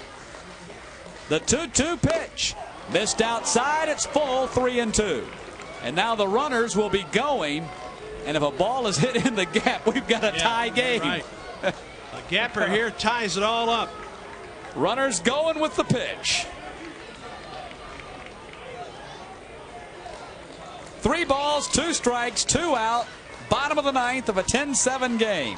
The payoff pitch. And he walked him. I don't know how he took it, but he walked him.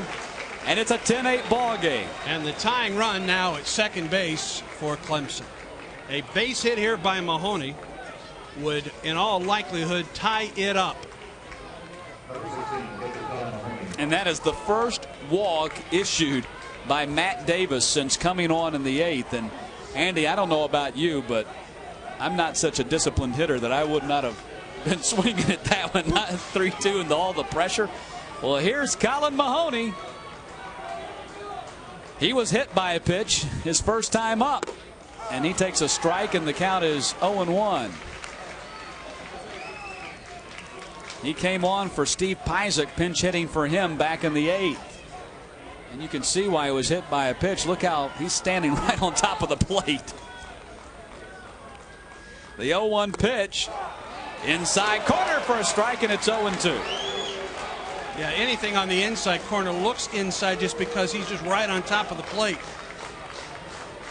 And now Davis is 1 strike away from ending this thing. Mahoney perhaps 1 hit away from tying it. The 0-2 pitch, called strike 3, and Ohio State has defeated Clemson 10-8 in this first round NCAA regional. A big called third strike, strikeout number 3 for Matt Davis. They labored. Clemson loaded the bases and scored twice in the bottom of the 9th. But in the end, Davis douses the fire. Clemson, a 10-8 loser to Ohio State. And we'll come back and talk to Bob Todd right after this. 10 runs, 13 hits, and 3 errors for Ohio State. 8 runs, 11 hits, and 3 errors for the Clemson Tigers. And the Buckeyes advance in the winner's bracket here in the first-round game at the Auburn Regional at Plainsman Park in Auburn, Alabama.